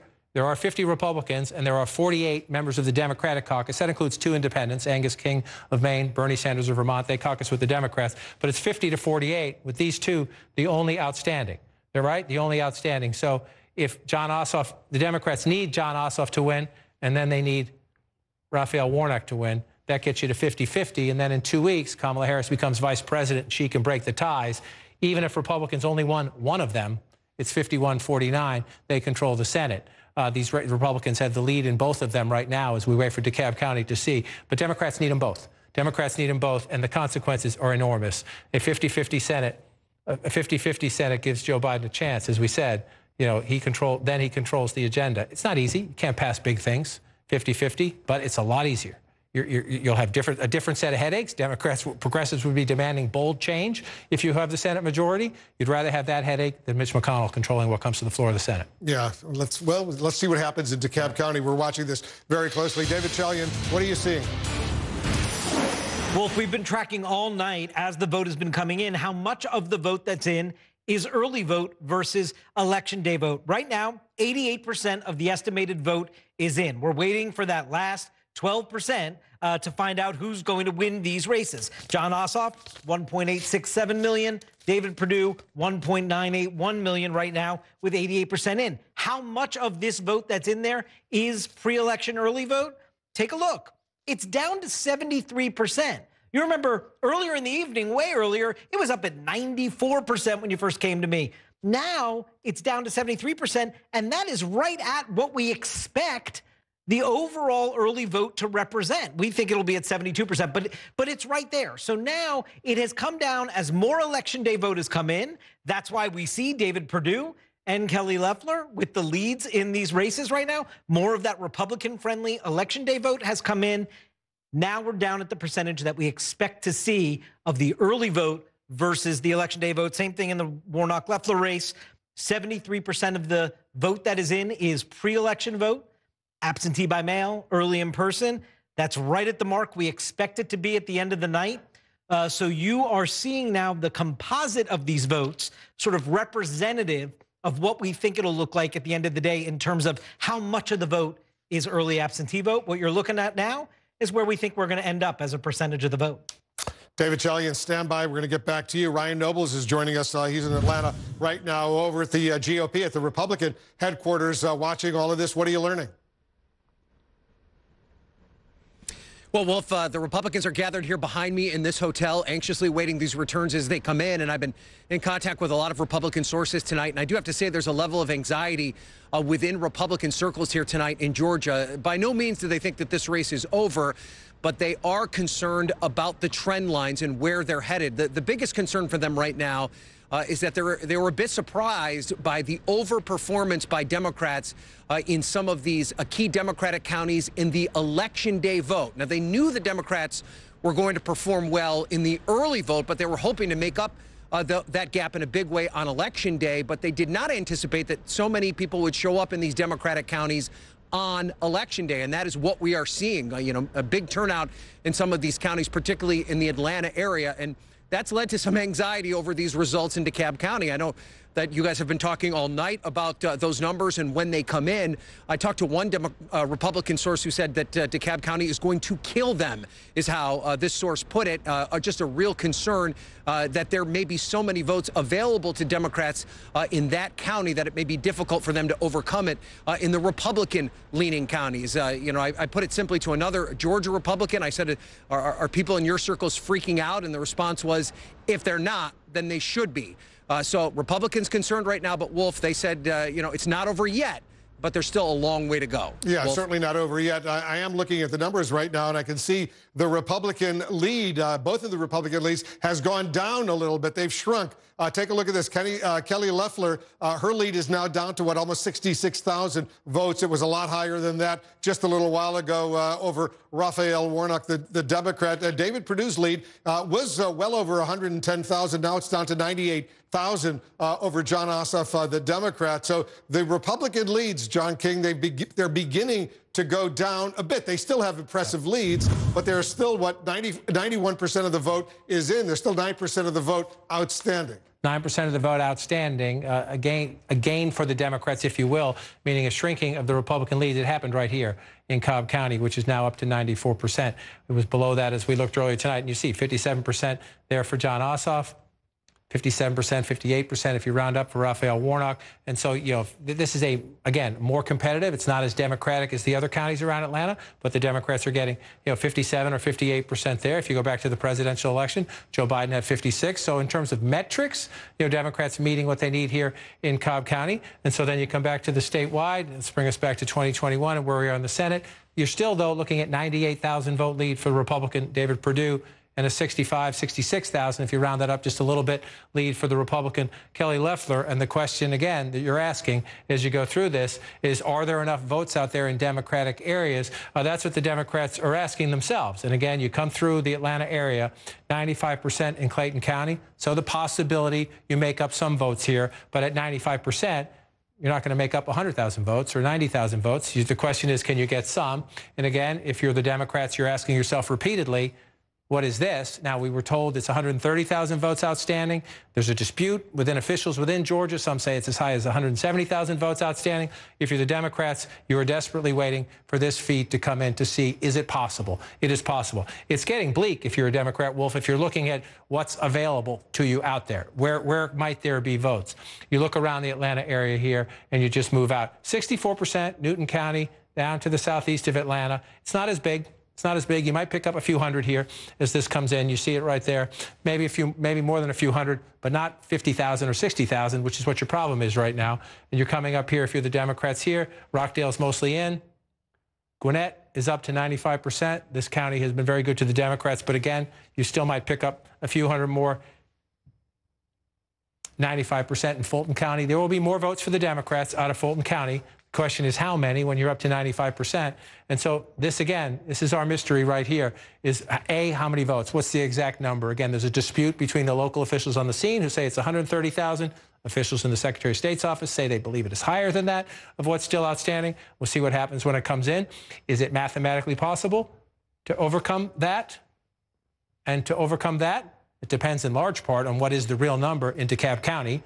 If it's a big number, it is possible. And then you're looking around for other places. But if you're the Democrats, especially when you look at the Purdue lead, you're getting a little nervous. All right, let's take another quick break. We'll watch what's happening in Dekalb County. We'll watch what's happening in the remaining outstanding vote. 91% of the vote is in, 9% remains outstanding. We'll be right back.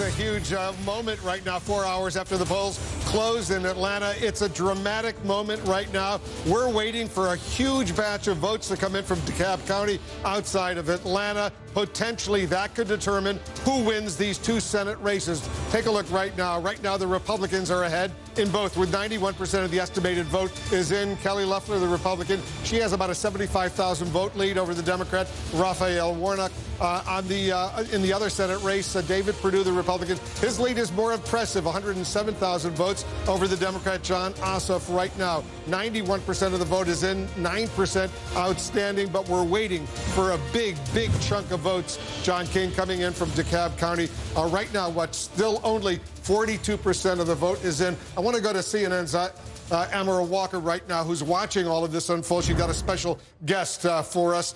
What are you learning, Amara? Well, we just heard from Gabe Sterling a few moments ago, who's joining me now, that there are 171,000 outstanding votes, early in-person votes, that are supposed to be uploaded in Dekalb County at any minute now. However, there's been a discrepancy because the CEO of Dekalb County said, no, actually the number is 117,000 votes that are supposed to be uploaded. Gabriel Sterling is here to clear up that confusion for us. Why are we talking about discrepancy here? Who's correct? Well, you might have remembered I said that a lot of these election workers have been really exhausted working to the ground. If you look at the two numbers, 171 and 117, the elections director just mixed up the 1 and the 7. And that's what she told him. And we called her and said, what's happening? She goes, oh, yeah, that was my bad. So this is the reality of real time when it comes to dealing with these situations in an election when everybody's been working their fingers to the bone. Okay, so an understandable mistake. The numbers were interchanged. Do we know when these 171,000 early in-person votes will be uploaded to the system? If the counties run elections, it's up to them. We talked to them. They're working diligently. They're trying to get them all done tonight. We know it's going to be done. They told us 45 minutes and an hour and a half ago. But, you know, as they go through each one of these things, we want to make through the quality control, make sure it's done properly, so that when we do upload it, it's that one time when we get the actual results on. And you were telling me over the phone, Gabriel, that historically that it's usually 80-20 split for the Democrats in Dekalb County. Can you walk us through that? And this kind of the advanced vote, what we saw from November, would be something similar to that. So this is going to be a huge boon to the Democrat candidates and a big hit to the Republicans who have built up a lead over time. But again, there's lots of nickels and dimes in the rest of those rural counties in Georgia that could come in and balance out some of this. And we still see I know the U.S. doesn't care as much. We have a Republican running for Public Service Commission who has a bigger lead than even the two senators right now, Bubba McDonald. So it could possibly, though, come down to Dekalb County. Dekalb County is going to have a really big impact on the outcome, but there's, like I said, there's dozens and dozens of counties out there, and you take lots of counties with a few votes margin versus one big county with a big vote margin, they can even out. So we've got potentially a long night ahead. Okay, and last question to you, because I did see Secretary of State Brad Raffensperger walking by, and I asked him, when do you expect for us to know the final results of this Senate runoff? And he said, probably lunchtime tomorrow. Do you agree? That is a rational estimate given the situation we've seen right now. Optimistic. Optimistic. Gotcha. Okay. Well, thank you so much for breaking that down for us. Wolf, back to you. Yeah, I just want to ask Gabriel Sterling a quick question, and John King has a question for him as well, if he doesn't mind spending a few more moments with us. In addition to the 170,000 outstanding votes, and we're expected to get those results fairly soon in Dekalb County, how many other outstanding votes, Gabriel, do you think there are throughout the state? Frankly, Wolf, I don't know right now because I've been having to answer questions every 2 minutes from people. We know there are a bunch out there. On top of the 171,000, we know there's another 12,000 election day votes that have to come in Dekalb County alone. But we have lots of counties that have no advance to no election day votes in, and some of those are Republican counties. John King has a question for you, Gabriel. When you say you don't know the total universe, you mentioned in your conversation with Amara a lot of these small rural Republican counties where you think, you know, there's a couple thousand here or a couple hundred there. You don't, but you're not certain of the universe at all. It's just helping in the context. I ask in the context of this. You know the math. When Dekalb County comes in, there's a chance there the Democrats can make up the deficits that they have right now, and then the question would be, what else is out there? John, to be fair, they're going to more than make up the deficits. They will likely take the lead when this tranche of votes comes in. It's a question of how much. The secondary thing we have to worry about and look at is what is out in those rural counties. And you say they're small rural counties. Some of them ain't that small. Some of them will be 10,000, 20,000, 30,000 at a pop that could still be potentially out there. And we have the universe of the advanced in person. We don't have the universe of the election day votes. And that's kind of the unknowable unknown for us until they do those final uploads. So basically, what I hear you saying, Gabriel, it could still go either way. The Democrats might win, the Republicans might win. We just don't know. It's going to be very, very close. Although you're suggesting that the Democrats will do really well in Dekalb, and they could then, both of them, wind up taking the lead. Is that what I just heard you say? If I'm going by historical numbers and looking at what we're seeing and knowing the history of Dekalb County, that is the likely outcome when this upload is done. That's a dramatic moment indeed. The Democrats, well, we'll see what happens in Dekalb County. We're waiting for those numbers to come in. We will be anxious to get back to you. Let me ask you one other question. The timing of this, the release of these 171,000 votes in Dekalb County, is it momentarily, an hour from now, tomorrow? What do you think? Well, our hope is it would be as soon as possible because, like I said, they told us 45 minutes about an hour and a half ago. So my assumption is it'll be sometime within the next hour. I'm hopeful I know this. It will be this evening.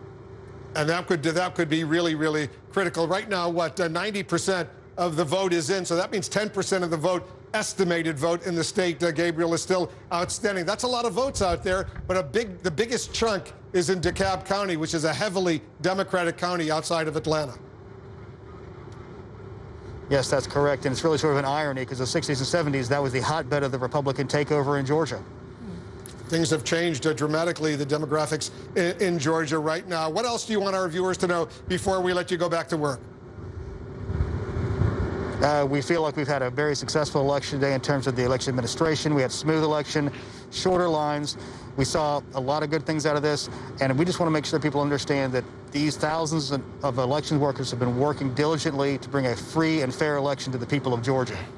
We are so grateful to you and all of these election workers because you know what's at stake? Democracy in the United States of America. People are watching here throughout the country. People are watching all over the world, and they're seeing democracy in Georgia right now. Gabriel, thank you very much for joining us. Thanks for everything you're doing.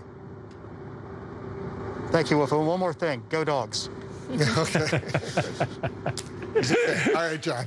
All politics is local. All sports is local. Can I just add Go Bills? Yes, you can. Okay. I haven't had a chance to say congratulations, so I'll do it right here. People are worried about the Georgia Senate races, but amen for your Bills this year. Look, what we just heard is very significant, very significant. And he's right. We should give grace to these local officials who are tired. He says a local official just instead of 171 said 117. We'll watch. Let's watch. We've been through an interesting night and an interesting follow-up to a very interesting election cycle. We'll see if there's another dispute about the numbers, and we'll see how quickly come in. But the idea that if it's 170,000 plus versus that much smaller number, this could be the difference in these races because Democrats are getting 80% or more. If Democrats get 80% or more of those votes, each of these Democratic candidates could pick up net more than 100,000 votes.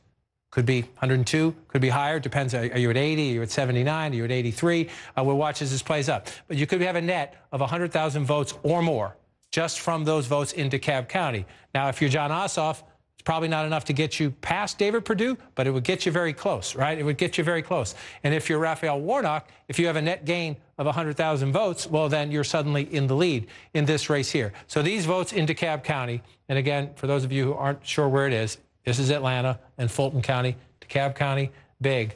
fourth largest county in the state, just to the east of Atlanta. These votes are now absolutely critical and essential to the Democrats. You can see the math for a Warnock passing, and you can see the math for Ossoff if he overwhelms them, getting there, but more than likely at least getting very close. And then the question is, what's still out? And as Mr. Sterling just noted, when it gets that close, number one, it means we're going into the morning and we're counting on, at least in that race, the closer race. And number two, that then you're saying, okay, so what are we missing? Number one, overseas and military ballots, Georgians who live overseas, Georgians serving overseas, those ballots have until Friday to come in. So if it's very, very close, we have to wait on those. And then otherwise, you're looking. So again, we're waiting for this. When will it come in? There's clearly some tension between the local officials and the state officials in Georgia. And then you're running around and looking where there are votes. Gwinnett County, the second largest, you say 95% is in, but this is a big county. So with 5% still out, Democrats having a pretty significant advantage. Democrats could pick up some votes here as they come in. Fulton County, 95%. Again, they are mostly done, but they're not completely done. And this is a place where Democrats are getting 74% if you round up for Mr. Warnock, 73% if you round up for Mr. Ossoff. So there are smaller numbers. It's not like DeKalb, where you have this giant pool of votes still to come in, but you have some more to come in. Then you move out to Cobb County, again, at 94%. So there are places where Democrats can pick up hundreds, potentially more than that, outside of DeKalb. But DeKalb is what we're waiting on right now. And then, as Mr. Sterling noted, then you're going around the state. What about the Republican counties? Where are there places where you know Republicans are going to gain? So what are you looking at? Reliably Republican counties like Forsyth? Well, they're up to 99%. So if you get something there, it's going to be pretty small. You move over here to Cherokee County. These two counties were absolutely critical. Democrats were ahead early. The Republicans came back, but you're at 99%. You come up here, Pickens County, 58th. They're not, as he said, I said they're small. Not all of them are tiny. There's a decent amount of votes here, but you see 11,000 votes. In the Atlanta suburbs, we're talking about tens of thousands of votes, sometimes more than 100,000 votes total. It's a smaller total here, but something we pick up. A place like Gilmer County, again, 61 of 159. But only 74%. So there are some Republican votes here, a couple hundred votes there, a couple votes. This gets really close. This is what we're going to be going through late into the night, into the early morning, and potentially, Wolf, given our track record here for the next couple of days. I'm just moving across the top of the state just to see at 95% here. This here, Whitfield County, was the site of the president's last rally. And you see 71% for Senator Perdue, 71% for Senator Loeffler. If you go back to the presidential race, 70% for President Trump. President Trump, again, he lost Georgia. He lost the presidency in 2020. But if you follow the last couple of weeks of the campaign, where he did rallies, his people came out to vote. And it looks like in Whitfield County, which is at 100%, it looks like they did at least get good numbers for the Republicans there. The question is, where else? And so as we wait, 114,000 votes there, 81,000 votes there. When will this come in? And how much of a gain will the Democrats make? That's the defining question in both of these races right now. At least we clarified the 171,000 votes that are about to be released versus what, the 117,000 votes. We clarified that. They made a mistake in Dekalb County, and as a result, they released the wrong number. And look, we're called human for a reason, and these officials are working incredibly hard, and they understand the pressure on them, so we need to give them grace. But when you have such high stakes, it's very important, and we're lucky to have good correspondents on the ground who keep pushing and keep pushing. When you have one official say A and another official says B, we send our people back in the room, or we get them on the air like we did with Mr. Sterling, and we sort it out. So it can be confusing, and they're doing a very difficult job under a ton of pressure. A lot of these local officials, they don't get paid much. Some of them are even volunteers. So we have to give them grace, but it's also important that when we have questions like this, we push, get the answers. And we're grateful to all of these elections, not only Georgia, but all over the country, because they really, really do incredibly important work. We're waiting to see what happens in DeKalb County. 42% of the vote is in. 58% of the vote is still out. We're waiting for 171,000 votes, Jake, to come in. This could be a decisive moment. It could, in fact, be a very decisive moment. And the difference, Dana and Abby, between 117,000 votes outstanding in Dekalb County and 171,000 could mean the difference between Senator Perdue and Senator Ossoff. I have to say, just texting with Democrats and Republicans, there's a lot of cautious optimism that I'm picking up from Democratic friends, and Republican friends are preparing for the worst. Some of them are even saying, we're toast. Now, that's preliminary, but these people have access to a lot more information than we do right now. It really does seem as though Donald Trump and his conspiracy theories and attacking Republicans and attacking elections, at the very least, made this race a lot closer than it needed to be. And at the very worst, for Trump and the Republicans, might have cost them the Senate. May have, but at this point in time, as you were just alluding to, we don't know. And what's amazing is, you know, we knew that this would be a dramatic day and that these two races would be dramatic because they do determine the balance of power in the Senate. But let's face it, we thought the 2020 election drama was behind us when it comes to the ballot box, and it's not. It is not, because what we're hearing from our sources, all of us, is so much anticipation, so much anxiety, a lot of nervousness on both sides because of this, the way it's going to go down in general, but particularly DeKalb County. Yeah, I mean, we do have to keep in mind that this is a red state. Georgia is not even yet, I think, considered a purple state. No, I agree. Yeah. And so the fact that these two races are as competitive as they are is a really remarkable thing, especially considering when you look back at November, you saw Perdue and you saw Kelly Loeffler actually overperforming Trump in that state. And doing a little bit better. There was a gap between their opponents of a couple of points. It was not enough to get them to the 50% threshold. But now we're looking at a scenario in which this race is going to be very, very tight. And as you heard Gabriel Sterling just say, when we get this tranche of votes from DeKalb, it could end up putting the Democrats up for some time. We don't know how long, because there are still more votes outstanding. But that's a complete change of fortunes. And it's one that I think it should be a wake-up call for Republicans. And speaking of Gabriel Sterling, Republican election official from Georgia, who the other day felt the need to go and refute point by point all of the conspiracy theory lies that President Trump and his allies have been pushing, I find it hard to believe that Gabriel Sterling, who knows much more about every precinct in every county in Georgia than any of us, except for maybe John King, I find it hard to believe that he would go out and preemptively say, if we lose these races, it will be on the back of Donald Trump. Donald Trump will be responsible. I find it hard to believe that he would say that if he thought that there was a good chance Loeffler and Perdue would win. Well, certainly, I don't think he would say that if he thought that they would win comfortably. And let's be honest, these are Republican seats. It's a Republican state.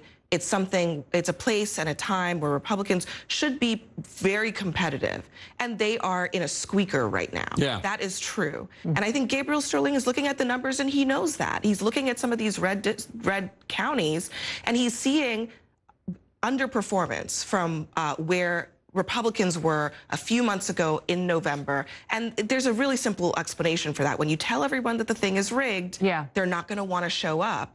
And not only that, but President Trump told his supporters that they should hold it against, the Republican elected officials in that state, that they did not do what he wanted them to do, which is flip the state of Georgia to him. So President Trump made it clear what his intentions were. He signaled that to his supporters, and it very much seems like many of them just didn't show up. Yeah, and the message that Republicans who were organizing the strategy for both of these candidates felt was a very strong one was the basic, you have to elect these Republicans to have a check on the Democratic president, to have, dual control, split control in Washington.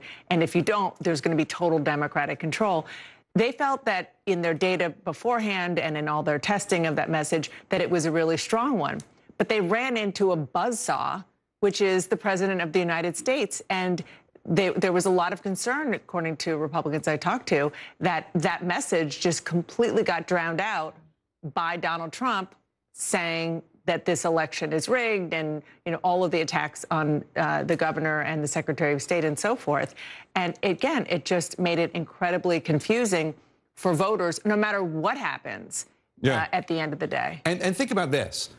First of all, President Trump swore an oath to protect the people of the United States, and he should be spending all this time trying to figure out how to fix the vaccine problem and get the pandemic slowed down in the United States. But okay, given the fact that he's not going to do that, that's not where his mind is. Let's put that aside for a second. Who have you heard President Trump go after more? John Ossoff? Okay, let's go to Wolf Blitzer right now. He has a key race alert. All right, let's take a look at David Perdue, the Republican. All of a sudden, his lead was 114,000. Look at this. The Republican David Perdue's lead over John Ossoff is now only 2,140, 50%, with 94% of the vote in. All of a sudden, look at how close it is between David Perdue, the incumbent Republican senator, against John Ossoff, the Democratic challenger. 2,140 votes. Now take a look at Raphael Warnock. He has taken the lead right now over Republican Kelly Loeffler. He has 32,214 more votes than the incumbent Republican Senator Kelly Loeffler. 32,214 vote lead for Raphael Warnock over Kelly Loeffler right now. He's at 50.4%, 49.6%, 94% of the vote is in. All of a sudden, the Democrat, Raphael Warnock, is in the lead by 32,000 plus votes over Kelly Loeffler. David Perdue, the Republican, he's still in the lead, but look at how it's shrunk from more than 114,000 to 2,140 over the Democrat, John Ossoff. Look at how close that contest is. Both still very, very close. 94% of the votes are in. A virtual tie in one of these races. The other race, the Democrat is ahead a significant number, 32,000. Let's walk over to John King at the Magic Wall. We were waiting for a huge dump of votes. A huge dump of votes came in. All of a sudden, one Democrat is ahead significantly by more than 30,000 votes. The other Democrat is behind narrowly by, what, a couple thousand votes. In a word, wow. We were waiting on this. It was Dekalb County. You see Raphael Warnock ahead right now by, as you said, 32,000 votes. David Perdue's lead is 7,000 votes. How did this happen? What we've been waiting for now for quite some time is Dekalb County. Look what happened. They were at 42%. Now they're up to 94%. A giant jump of vote for the Democrats. I'll lay it out in more detail in just a minute. John Ossoff still among 80% there. Look at that, 250,000 votes to 58,000 votes there. That's what happened in there. Similar jump here for Raphael Warnock. He was obviously closer, so he has passed Kelly Loeffler there. Look at this enormous spike here. Wolf, I just want to bring it out here. I want to bring out my tools here from the election to work this out. And let's move these separately over, and we'll do them one at a time. Here's what happened. Here's what happened here as we go through this, okay? Let's go through what happened in Dekalb County, and let's start with the Warnock-Loeffler race. When the big dump of votes just came in, Warnock had 140, 882. 84%. So as we said, these votes, these are early votes who are being counted. Democrats tend to overperform, right? Loeffler had 26,801, right? 16%. So that's what happens. You're losing in a Democratic area. A giant pool of votes comes in. Warnock, with that, jumps into the lead in this race there. Let me take this one off. Turn this off, slide this over. That doesn't want to go for me there. Okay, I'll come over here. We'll just do the other race here. Move this way for me. In the Ossoff-Perdue race, 139,000 plus. 139,932, almost 140,000. 83.5. So again, a little bit behind. Forgive the scribble as I reach across there. The decimal point in there for you to 27,000. 27,718. So that's what happened. That's what happened. We've been waiting for a long time for this to come in. It came in, giant numbers, giant net gain for both Democrats, more than 100,000 there, almost 114,000 when you look at it there. Again, more than 110,000 there, 112,000 there. That's what did it. The question now is, as you go through this, is can you find the rest of the votes where you need to do it as you go through? Let me just switch here and come up on a different map so I can leave my math up over there. And you come up here and we come back to 2021, back to our Senate race. Let's come on in here. Here's where we are. David Perdue just now is up. Let me check the math. Yeah, it's gone up a little bit there. Again, you started to see this happen. This is live election night reporting as they get closer here. His lead has gone up a little bit. David Perdue's lead. Again, these Republican counties are finishing the count, just as Dekalb County just changed the race. You move over here. Raphael Warnock, 20,000 votes ahead there as it goes through. So now, a very different conversation than we were having just a few moments ago. One Democrat in the lead, the other Democrat down 20,000. That's still tough. That's tough. So you're in a very tough there. The question is, are there more? So where'd that just come in? They just came in from Dekalb County. We're still missing 6%. Still missing 6%. So there are more votes to be had for the Democrats here. If those trends continue, no guarantee, but we've seen this. There's some predictability to that. The Democrats will pick up here. And then you're going around the area, right? Gwinnett's at 95. 95% is most of the votes, but look at the lopsided Democratic advantage. It's possible, right? It's possible for both of these Democratic candidates to get more votes in Fulton County, where they have a giant, enormous advantage here, 95%. Most of the vote counted, but in the largest county in the state, population-wise, voter registration-wise, 5% is still a decent chunk of votes. And you move over here to Cobb County, up to 94%. The Democrats, the net's not as big here. It's not as lopsided in their favor, but they get some advantage here as well. So we're having a very different conversation, Wolf, than just a short time ago. I'm moving around the area here just to see what's left. You come south, Clayton County, the Atlanta airport is here, the Democratic area here, up to 95%. So you're close here, but there are in places where the population is higher, the 6th largest county here, the 4th largest county here, the largest county here. Yes, you're up to 95%. But that still means there's some votes to be had. In all those counties, there's still 5% outstanding. Right. That's a lot of counties, a lot of votes in these Democratic counties. A lot of votes in these Democratic counties. So then you're searching the red counties, right? You're searching red, trying to look for lower numbers as well. And again, only 34% of the vote counted here. Nowhere near as many votes. Nowhere near as many votes. So you're looking at it here at 34%, 2,000 vote difference there and change. So yes, Republicans will pick up some votes here. If you're David Perdue and you're in the lead right now by 15,000 votes, it's great. Anywhere you can add, you're going to do it. This is Kelly Loeffler will pick up some votes here as well as they finish. But if you're behind now, it's not enough. So you're moving around trying to figure out how many of these smaller rural counties have votes left. And again, 95, you'll get some. But look at the math. Look at what we're talking about. Places where there are still some Republican votes out tend to be smaller. 95% here, 94% here. And so let's just pull back out and double check the math because results are coming in as we speak. That was 19,000 a moment ago. It's 15,000 now. This one, 19,000 lead here. So Dekalb County, we said all night that would decide whether or not these races were going to get competitive, whether we're going to have a game-changing moment. Dekalb County gave us a game-changing moment. It put Pastor Warnock in the lead, and it put Jon Ossoff back in play, and now we count the rest. Pamela Brown's getting some new information on Dekalb County. Pamela, what are you learning? Well, we're all wondering what is left in Dekalb County. And if you do the math, and I just confirmed it with Gabriel Sterling with the Secretary of State's office in Georgia, there's still nearly 20,000 votes, early in-person votes, left to be uploaded in Dekalb County. That is important because you look at how close the margins are, and we know that the early votes tend to favor the Democrats.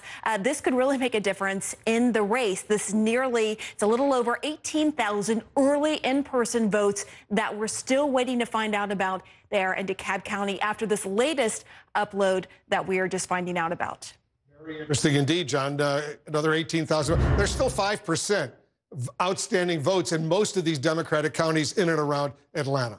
Right. So if you have 18,000 votes and you get 80%, Democrats can still make up some gains. And again, you're talking about, so you say, 18,000 votes. Well, when you have a race this close now and you come back out to the whole thing, that's a big deal. 18,000 outstanding votes in a place like Dekalb County, where they're going to go disproportionately Democratic. Again, the votes that just came in were above 80%, right? We're in that ballpark. So that's going to be more net for the Democrats there. It's even more important at the moment for Jon Ossoff in the sense that you're 14,000 votes. Again, watch the changes here, right? You stay with us for a few minutes. That was 19,000. Now it's 14,000. It may go up again. It may go down again. What's happening? 159 counties in the state. A lot of them are getting to the finish line or getting closer to the finish line. So you get a couple hundred votes here, a couple hundred votes here. The numbers jump up and down. But the most votes that we're still missing are here, are in the Atlanta and the suburban area around it. I just want to check. Chatham County earlier was up to 82. It's at 82% now. So there's also not a large number here, but again, more Democratic votes. We have a special guest who's joining us right now, Tom Mahoney, the Chatham County Board of Elections chairman. Tom, thank you very much for joining us. We're talking about Savannah, other cities in Chatham County. What's the latest there? What can you tell us? Yes. Hey, thank you, Wolf. It's good to be with you. We've got uploaded about almost 94,000 votes, which is about 45%, an outstanding turnout for a runoff election, certainly a record breaker. But we do have probably about 3,000 more absentee ballots that we will process and count tomorrow. So how many more votes are outstanding in Chatham County right now, Tom? Well, about 3,000 of those absentee ballots. Now, any of these returns are unofficial and incomplete because we do have overseas military votes and also cure ballots, provisional ballots that could be cured over the next 3 days. And how many are there? How many of those votes are yet to be counted? And those votes from the military personnel, overseas votes, they have until Friday to review and to give us the numbers.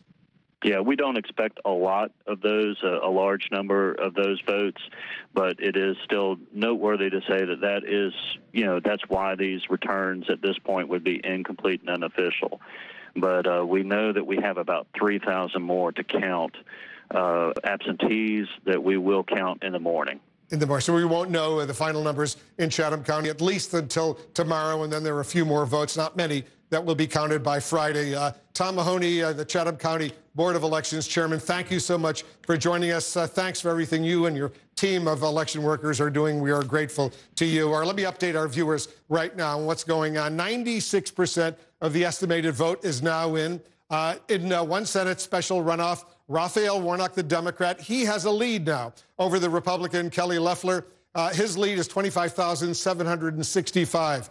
He's got 50.3% to 49.7%.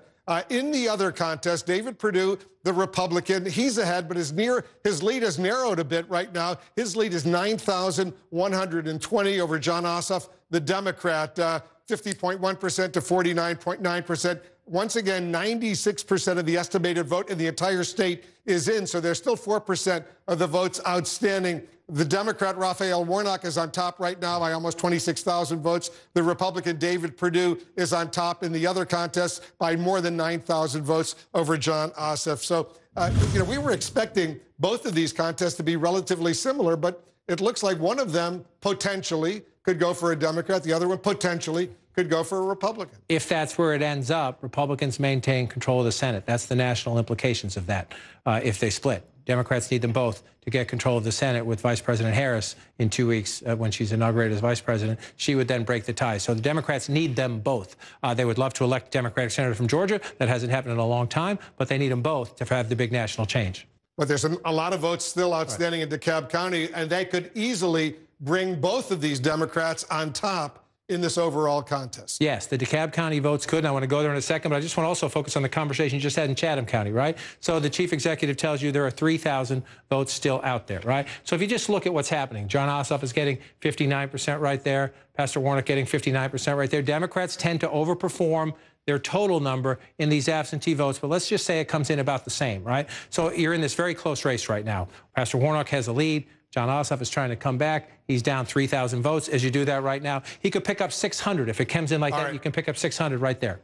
All right, look at this. David Perdue's lead has shrunk once again dramatically. The Republican David Perdue, his lead is now only 3,696 over the Democrat John Ossoff. The other Democratic candidate, Raphael Warnock, his lead has expanded. His lead is now more than 31,381 over the Republican Kelly Loeffler. So the Democrats are doing better and better as more votes, John King, are coming in from Dekalb County and some of these other heavily Democratic counties around Atlanta. And I'm told by our control room, the latest votes that came in were here in Fulton County. Again, it's up to 95%. So you say, oh, 95%, they're mostly in. Yes, they're mostly in, but they're still 5% out in the number one, the biggest population center in the state, by far, by the way, 10% of the statewide population, Atlanta, the suburbs to the north and the southwest. And so as more votes come in, especially you see this in urban areas, you get most of the votes in, then they're still counting.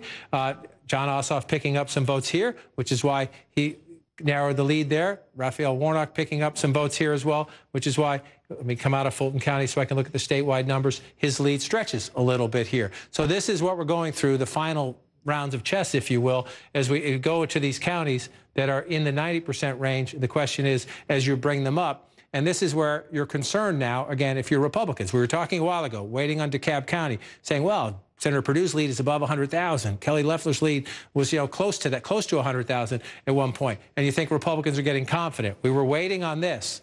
Would we have a game-changing moment? And we did when the numbers come in. And remember, they're still at 93%. So this made a giant impact, completely changed the conversation we were having, put the Democrats back in play, put Pastor Warnock actually in the lead. We still have 7% out here in a place that's coming in at 83% Democratic for Mr. Warnock. 83% if you round up, 82% for Jon Ossoff. So if you're the Democrats, there are more votes to come here. You are winning the overwhelming percentage of them. So you are confident. Again, we just saw those votes in Fulton. There's more to come. They're coming in lopsided in favor of the Democrats. You move over here to Cobb County, still more votes to come in. It's not as lopsided, but it's still likely to be, we're not certain, but likely to be a net gain for the Democrats there. And so here's where you get into crunch time and you're looking at the map. There are no places where we have no votes. And in most places, if you're the Republicans and you're looking at your areas, okay, you're going to get a few more votes in Jenkins County. But again, look, it's smaller. So you're going to you might pick up a couple dozen. You might pick up 100 or more as you go from 94 to 100. But can you match? Can you match is the challenge now for Republicans, or at least try to stay competitive with what we're seeing happen here in Atlanta and the suburban loop around it, that blue circle you see there. And you had the conversation in Chatham County. Again, 3,000 votes out, you think that's not a big deal. If the Democrats get 60% of those, they get a net gain of 600. If they do better than 60%, which in some of the absentee voting we've seen them doing, they could get even more than that. Every one of them matters now. So that's what you're going through. What's out there and who's likely to get a net out of it? And in most of the places you see right now, it's the Democrats who are thinking we're going to gain more when those come in. If the Democrats win, once again, if the Democrats win both of these contests, they will be the majority in the United States Senate as the new Biden administration getting ready to take office. We're watching a dramatic moment in American history right now. We'll stay on top of it. Don't go away. The drama continues.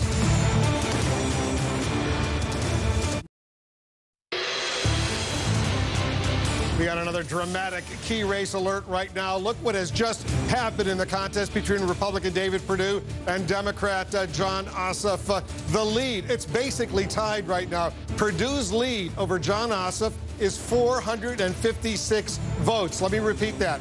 Perdue's lead over Ossoff is only 456 votes. An hour or so ago was more than 115,000. It's now down to 456 with 97% of the estimated vote is in.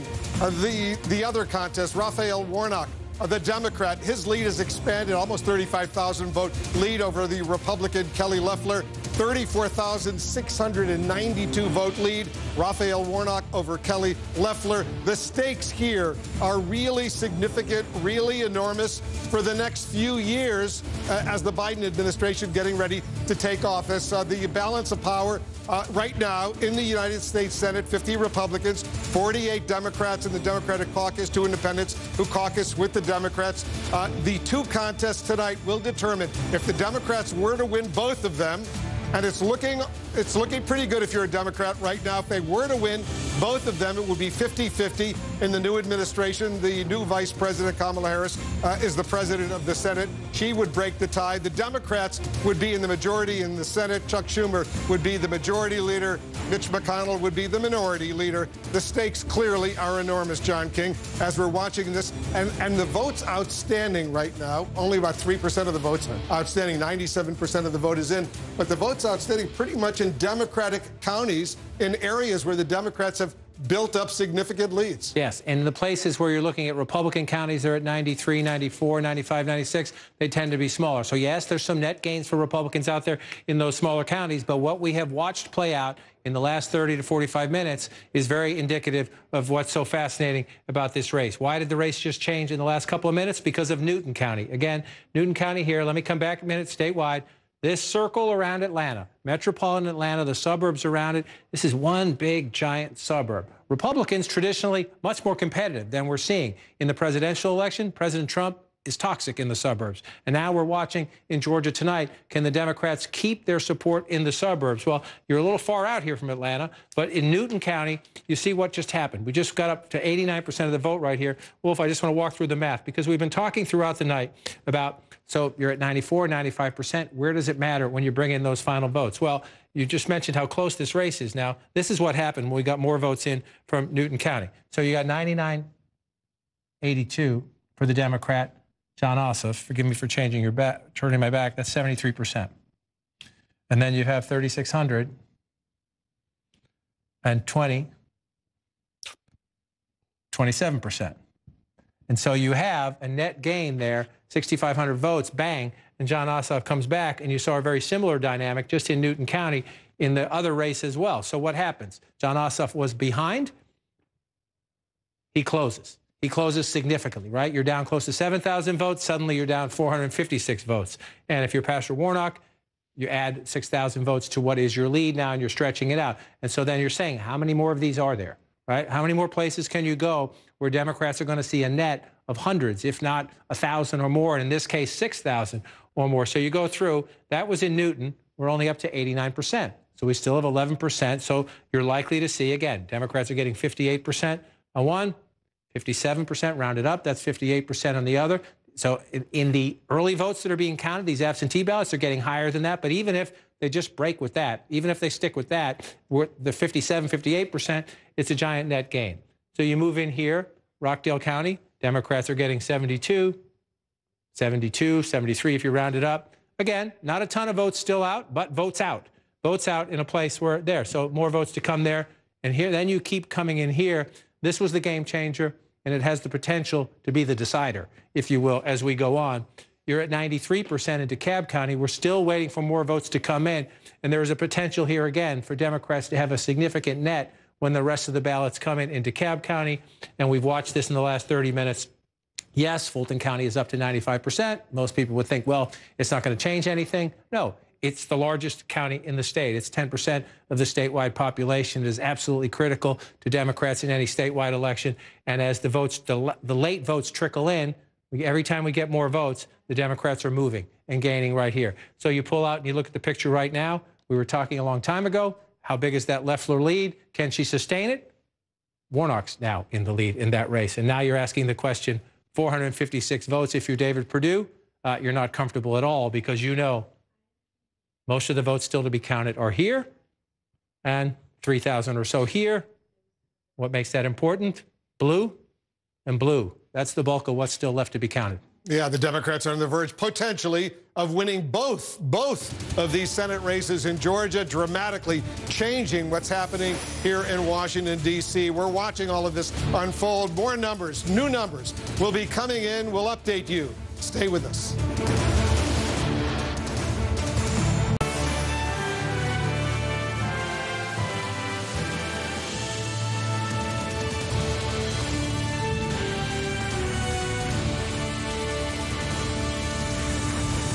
What a dramatic and historic night. Take a look at this right now. With 98% of the vote, estimated vote is in. The Democrat Raphael Warnock is leading the Republican Kelly Loeffler by 35,132 votes. He has 50.4% to Kelly Loeffler's 49.6%. David Perdue, the Republican, his lead over the Democrat Jon Ossoff is now 1,888. It's so close. It's almost a tie right now. 98% of the vote is in Georgia right now. I want to bring in Georgia's Secretary of State, Brad Raffensperger, who's watching this as closely as anyone. Mr. Secretary, thank you so much for joining us. Thanks for everything you and all your colleagues in Georgia are doing. But right now, how many outstanding votes, based on what you're hearing, Secretary, are there in Georgia right now? We believe that the total vote will probably be pushing 4.6 million. And when you think we had 5 million that just showed up in November, it's just tremendous turnout. So there's still a significant number of potential votes. Are most of those outstanding votes, based on what we're seeing in those Democratic-leaning counties in and around Atlanta, where the Democrats clearly have huge advantages? Well, there'll be a lot from those areas, but also it'll be just statewide, some absentee ballots that need to be, scanned in and tabulated. So we'll have a lot of those results probably done by tomorrow. Hopefully, we'll have a better idea where this all goes. It's very close, as you can see. So what is your sense right now, Mr. Secretary? How does it look for the Republicans, and I know you're a Republican, and how does it look for the two Democrats? It's very close. I know one thing, a lot of people are looking for that mail coming in on Friday for those 17,000 military ballots. That'll be very important. 17, are they just military ballots or other ballots as well, other kinds of ballots? Well, it's overseas. It's military and overseas ballots. Deadline is 5 p.m. on Friday. So 17,000, although it could be less, but that's potentially the maximum amount of those ballots coming in from overseas. Mr. Secretary John King is with us. He wants to discuss with you as well. Yeah, I want to come back, Mr. Secretary, and again, thank you for your work, not only today and in recent weeks, but back to November. I know it's been a trying time for you and your family and for the state. We appreciate your integrity. You just mentioned, do you think the universe will be 4.6 million in this runoff? Yeah, we were at, last number I saw was about 4,225,000. It's probably, we've added some since then, but we look at what's outstanding, we'll be over 4.5, probably maybe short of 4.6.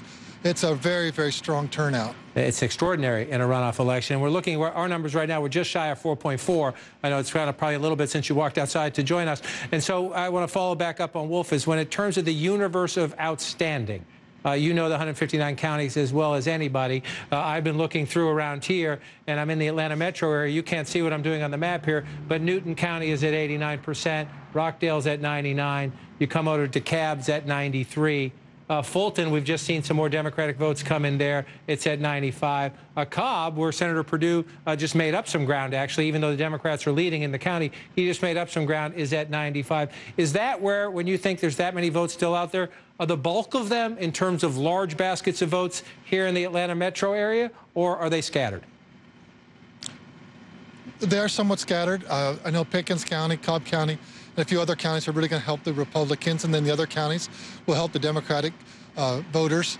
We actually have 3 races here. We have a public service commissioner, and I think he might be in really good shape for the Republican candidate.